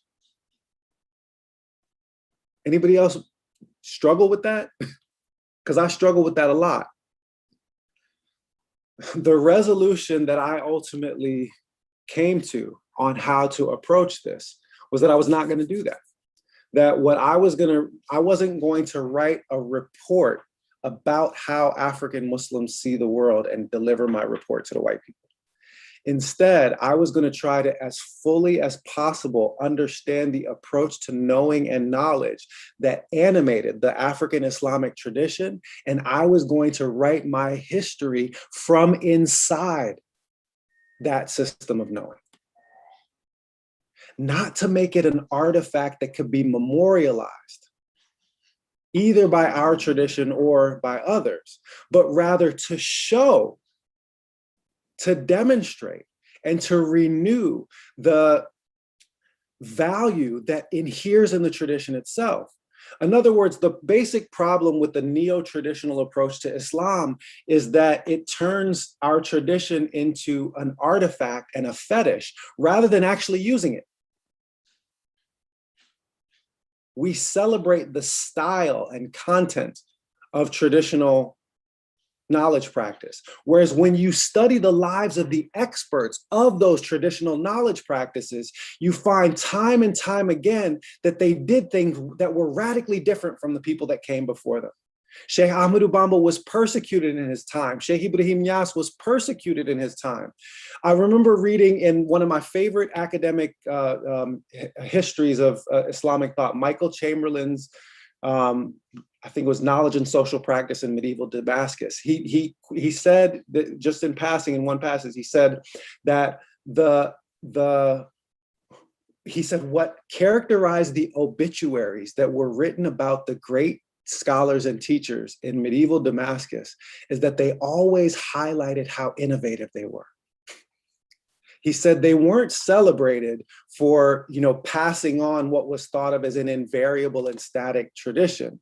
They were always celebrated for being virtuosos that renewed and saw new things in what others perceived to be a static and unchanging tradition.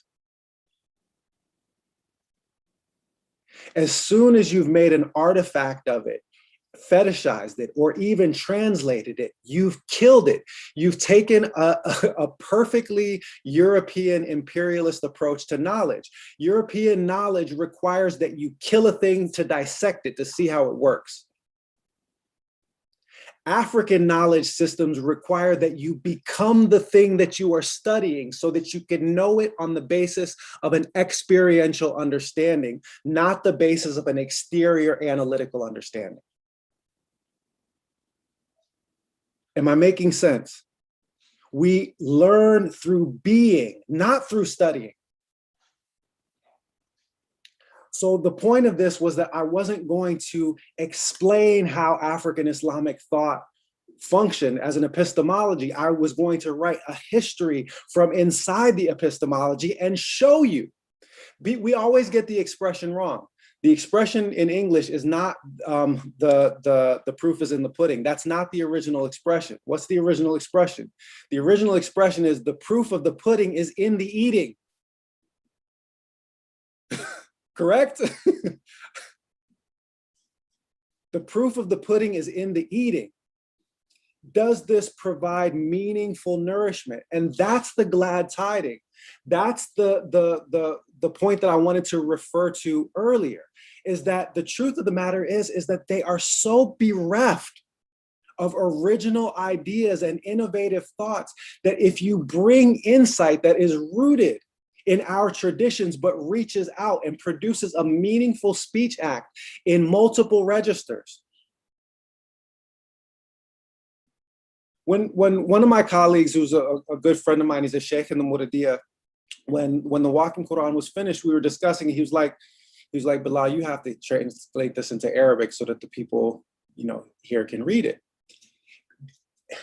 Which is not something that he said about other academic books. The point is that it was a speech act that made sense in that register and in this one.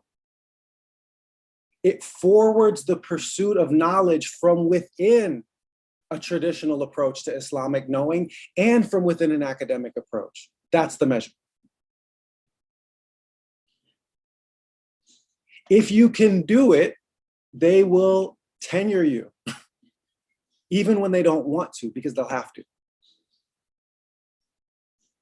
Even if they don't like you, and they don't all like me. I'm generally a pretty likable guy, but I can be argumentative and very, very pro-Black. But the point is that the way that tenure functions at academic institutions is that it's almost entirely a function of the external letter writers. If you write things that make a powerful impact in the field, then there isn't anything that your department can do about it, whether they like you or not.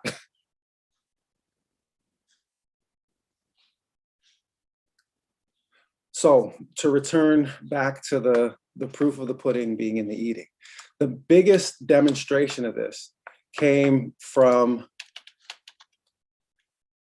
to return back to 1806 and the man on the Savannah dock. And what did he mean when he said that the law of the prophet doesn't allow believing people to own one another? What he was referring to was what Sheikh Ahmed Ubamba mentioned in the quote that I mentioned before, was that there was a tradition of Black Islamic anti-slavery thought that was present in Senegambia, but that had been imperceptible from the outside. Unless and until you looked from within the way of thinking about Islam that the society itself used. What do I mean by that? I'll try to show you. As soon as you start to see the people as the books, then history changes. So the third chapter of the Walking Quran is called The Book in Chains, Slavery and Revolution in Senegambia. And it came from a relatively simple reflection, which is that if the people are the books, what's going to happen when people who are themselves thought of to be as embodiments of Islam, people that have memorized the entirety of the Quran, that are awliya in the religion, that are teachers of the religion, that perhaps the measure of how the society is going to respond to the problem of the rise of the Atlantic slave trade, the fundamental evil of the time, isn't going to become expressed just through a resistance to slavery or the slave trade.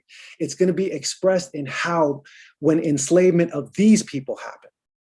In other words, when the book itself is reduced to bondage, that's when the society is going to rebel. I'll tell you the very moment that it occurred to me. I literally had just started to wrap my head around the idea, just forget everything that you know about texts, and just always think that the people are the books. This was literally like the drill that I was giving myself, see people as books. And what was happening in this world at that time was that Terry Jones in Florida, this pastor, was trying to organize a mass book burning of the Quran. You guys remember that? I see Rashid nodding his head. Y'all, some of y'all remember that.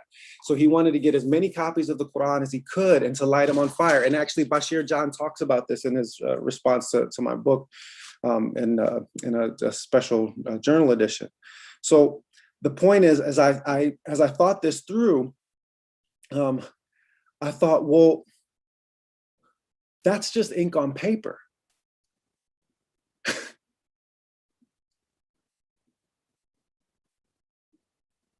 What happens when the people are the books? And I had literally just read an account that came from a Senegalese historian from the late 19th century called Moussa Camara in one of the texts that he had written, where he told a story about the beginning of an anti-slavery revolution. It wasn't thought of as an anti-slavery revolution in the literature at the time, but what he said is that this preacher who ended up beginning a movement to overthrow the kings in the Senegal River Valley, that it started when he came back with his students from some travels in southwestern Mauritania. And when they were crossing the Senegal River to return back to Fouta Toro, they encountered a man who was in bondage in a riverboat, and the man was reciting the Quran aloud from memory. So they came around to see what had happened to him, and he said, "What's the meaning of this? You are Muslim and thus free." And he said, "I know, but that means very little to the men who own this boat, because they're about to take me down to the river, down the river to the coast to sell me to the white people." So there was the way that the oral tradition that Moussa Camara wrote down, he said that one of the students of this teacher was a wrestler, and he jumped onto the boat, beat up the inhabitants of the boat before they could get to their guns, and set the man free. And that within a few weeks, they started preaching against the iniquities of Muslims who called themselves Muslims, but sold other Muslims into bondage. Hold on one moment.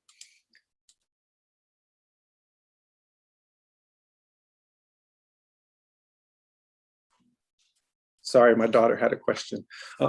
So pardon me. So that's when I remembered another oral tradition that I had heard in the Muridiyya, which was about Sheikh Ahmadu Bamba, and about how one day he had come into his father's courtyard and heard two men reciting the Quran aloud, and looked and found that they were tied up. And he went and asked his father, what was the meaning of this? They were Muslim and thus free, because they were reciting the Quran.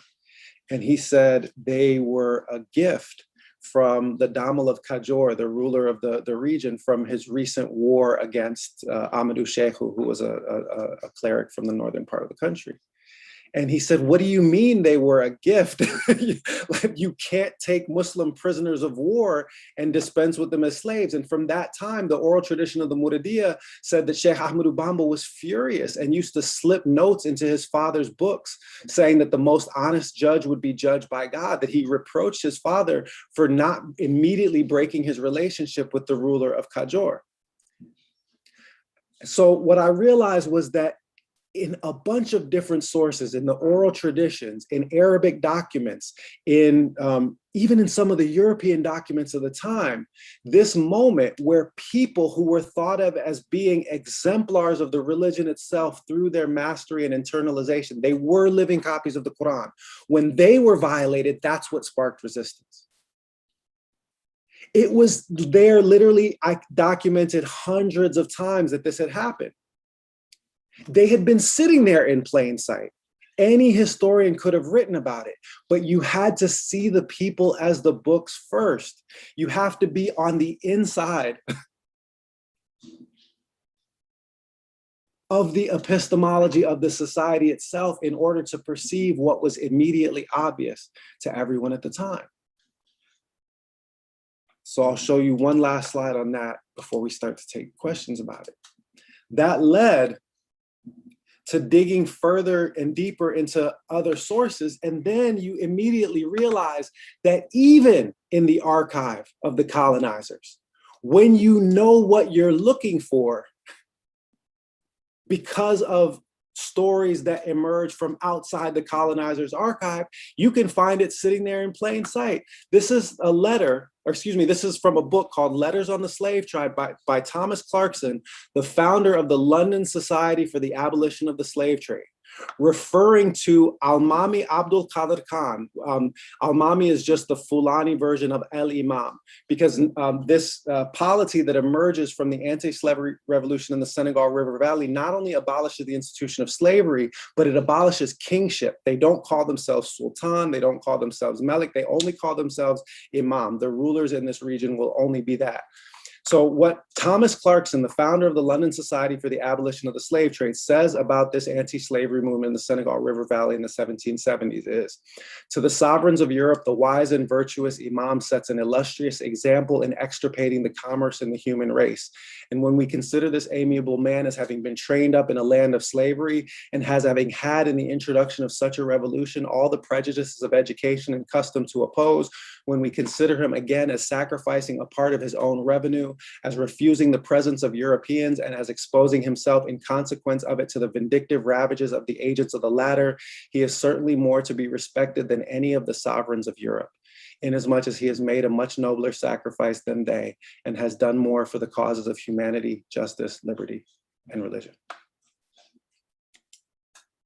Anglican priest writing in the 1780s about an African Muslim, 20 years before England or the United States abolishes the international slave trade. The founder of the London Society for the Abolition of the Slave Trade is praising an African Muslim for doing what the kings of Europe haven't even contemplated yet. Is that the version of the history of abolition that you were taught? Because that's not how it was taught to me. I was taught that it emerged wholly formed from Christian do-gooderism. Stop me where I'm wrong here. So the point of this is that when you read this chapter and dig into the footnotes of the chapter, the evidence of this anti-slavery movement is everywhere, but it has been made to disappear. Not just because of the political imperatives inhering in the way that the West congratulates itself for inventing freedom, in spite of the fact that it practiced the largest slave trade in human history. It's amazing how they do that, by the way. It's like this incredible sleight of hand. They literally reduced the whole world to bondage and then managed to convince you that you learned about freedom from them.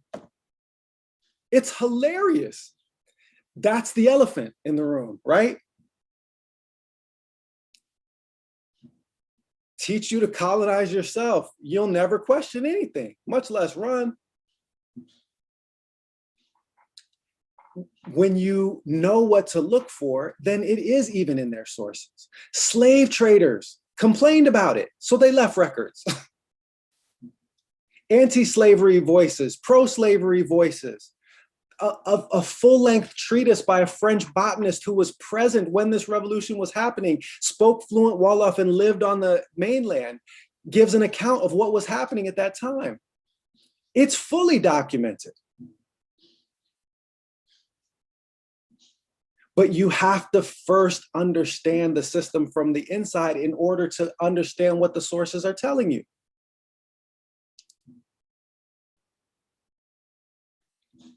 You can get that colonial archive to tell you a story that it doesn't want to tell you, but you first must be rooted in stories that it doesn't know.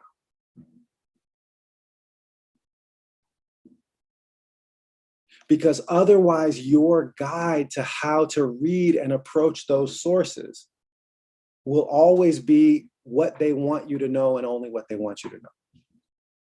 Whereas you're going to have a different kind of epistemological mooring when you are rooted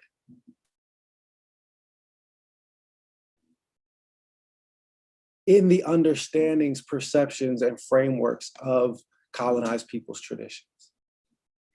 Now, I want to return to one last part of that before we finish up with questions.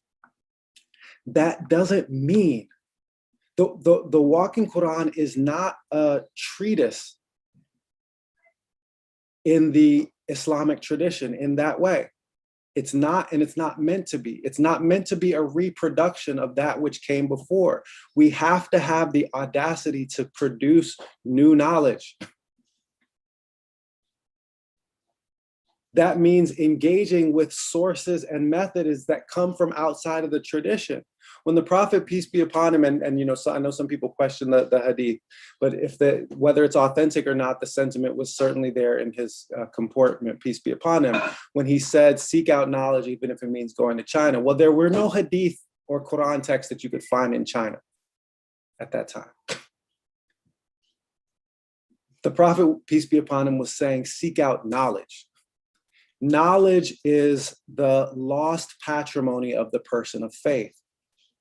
Stop rejecting methods and approaches just because they don't come with a sanad from inside your tradition. If it's true, it's true, whoever said it. But root yourself in the categorical and categorical analytics of your tradition so that you can assimilate knowledge that comes from other sources to an Islamic epistemology rather than the other way around. We cannot walk through the world with our fingers in our ears and our eyes closed.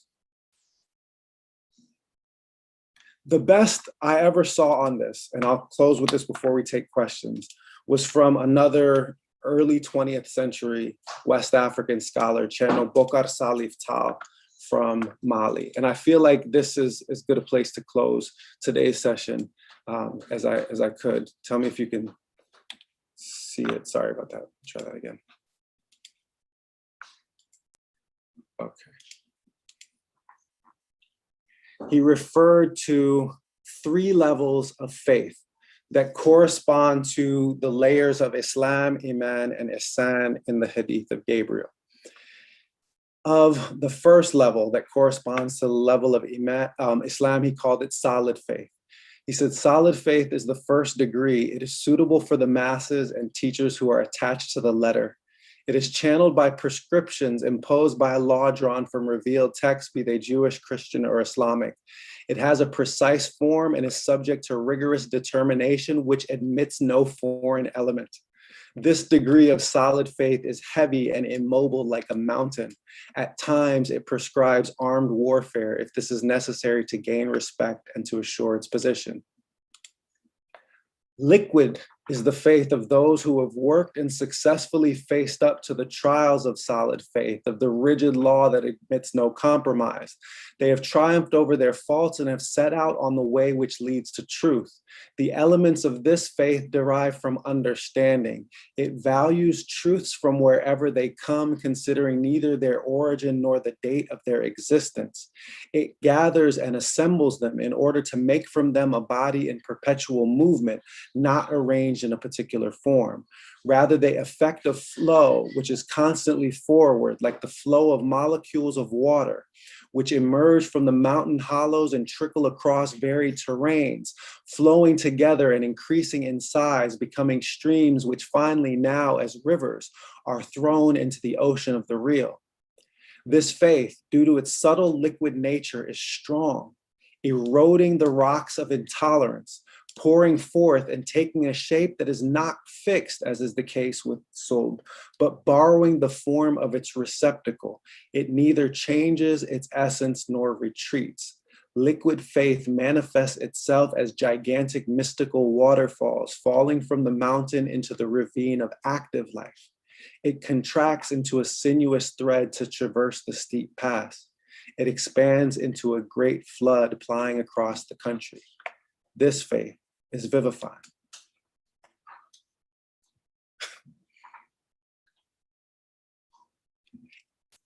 It values truths from wherever they come. When the Prophet ﷺ was asked to define arrogance, kibr, he said it is denying the truth and having contempt for people. Our disposition and approach to forms of knowledge that don't come with Islamic pedigree are simply cultural pride and modern identity politics masquerading as faith.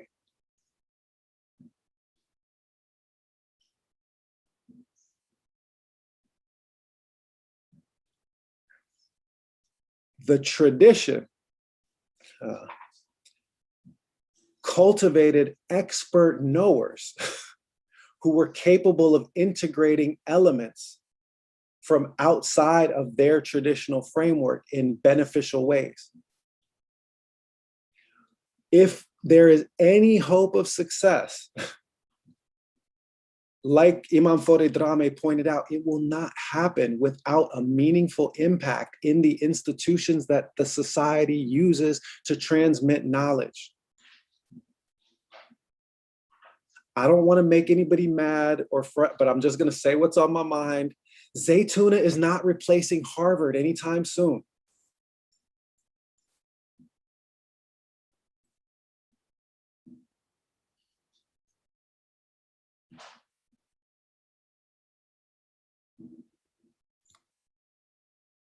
You want to make a lasting impact. You want to teach eternal truths to somebody other than the choir? Do this work.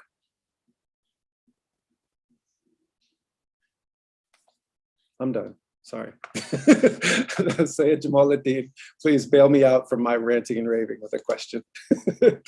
And I do have to leave just a few minutes early. My daughter asked me for a ride to work, so I'll have to leave just about 5 minutes before the hour. Bismillah ar-Rahman ar-Rahim. Jazakallah khairan, Shaykhna, for a great lecture. I think I'm very inspired by your words, and it's an honor to be with all of these great brothers and sisters in the group and learning from all of you in the chat. Barakallahu fikum. I just had a reflection, Shaykhna, with regards to the cultural curiosity. You know, as we start to study the tradition of Islamic thought, we see that we're much more open-minded for other traditions back in the days compared to today. And today we see that the reactionary movement has, we have this dichotomy: either you assimilate everything from other traditions or you reject everything. It's not the middle ground that I think is the culture of, like Thomas Bauer says in his book, Culture of Ambiguity, which is a great book. And also Dr. Shentuk speaks about multiplexity. And the multiplex society, which was a core of Ottoman society, for instance, and his view. And also you could see it in many civilizations in West Africa, as you mentioned, Doctor, but also in Middle East and in East Asia, Malaysia, etc. So my question is actually, how could we come back to this notion that is actually integral in our Islamic tradition? And do you think we need to be rooted? Because what I found in all these great ancient scholars, they were rooted in the deen. So Yes. when you're rooted in your identity, then you can explore more. And I feel like we're in a state of dissonance where we don't know who we are. And that's why we are trying to think what we are, either from a rationalistic point of view or a romanticism point of view. And we're failing, right? And then we reject or we just assimilate. So how can we come back to this rootedness in ourselves in order to, as you say in your beautiful Nasiha, to be curious, to be curious like a lot of our ancient scholars. Thank you so much. It's a beautiful, reflection and set of questions. I mean, there's a lot of deep truths that you tap into. I'll just, piggyback or, lamb back on a couple of them. The first is just, simply to point out that indeed, the way that contemporary Islam functions is as an ideology of opposition to the West. And that's the reason why it constantly is reduced to this dichotomous relationship, is because it essentially serves the function in the 21st century Muslim world that Marxism served in the middle of the 20th century in the Muslim world. It's a means of articulating a kind of oppositional identity. But what I always say about this is that as long as Islam exists to be a counter to the West, then Islam is a function of the West. Because linguistically and analytically, an antithesis always contains its thesis. You are simply the reverse of that which you have decided to oppose. And much of what passes for Islam is really driven just by the simplest kind of reactionary identity politics. It's not an ethical system. It's not even a religious system. It's not about obedience in that narrow sense. It's certainly not a spiritual system. It's simply an ideological an ideologically opposed identity. The second thing that I wanted to highlight in what you said is that I actually said almost the exact same thing. As I said, when you're moving in these academic spaces, be rooted in your own tradition, be confident, be who you are. But don't resort to reflexive defenses of your identity, because people who actually know who they are very open-minded in taking in other pieces of information because you know who you are. And the place where I learned this just directly was by living in Senegal. People in Senegal who are, grow up in Quran schools and are rooted in these traditions and are surrounded by images of the awliya are genuinely curious about how everything in the world works. And they're not worried about it knocking them off of their deen, because there is no knocking them off of their deen. So, and this is the way that I talked about the first phenomenon that you discussed is with there's a kind of fearlessness about hybridity in the approaches of the classically trained scholars in West Africa, because they're not concerned about leaving or abandoning that which is central and core to who and what they are. So they take whatever has benefit and utilize it as long as it has benefit, and they leave whatever doesn't. Time for one more, and then I have to run out, but don't worry. And put your questions on the Mighty Networks, and I'll see if I can respond before we meet again tomorrow. So take one more. I think that in order I had Sarah.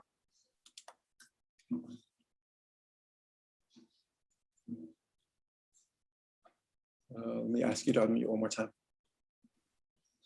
Okay, can you hear me? Assalamu alaikum. Walaikum salam.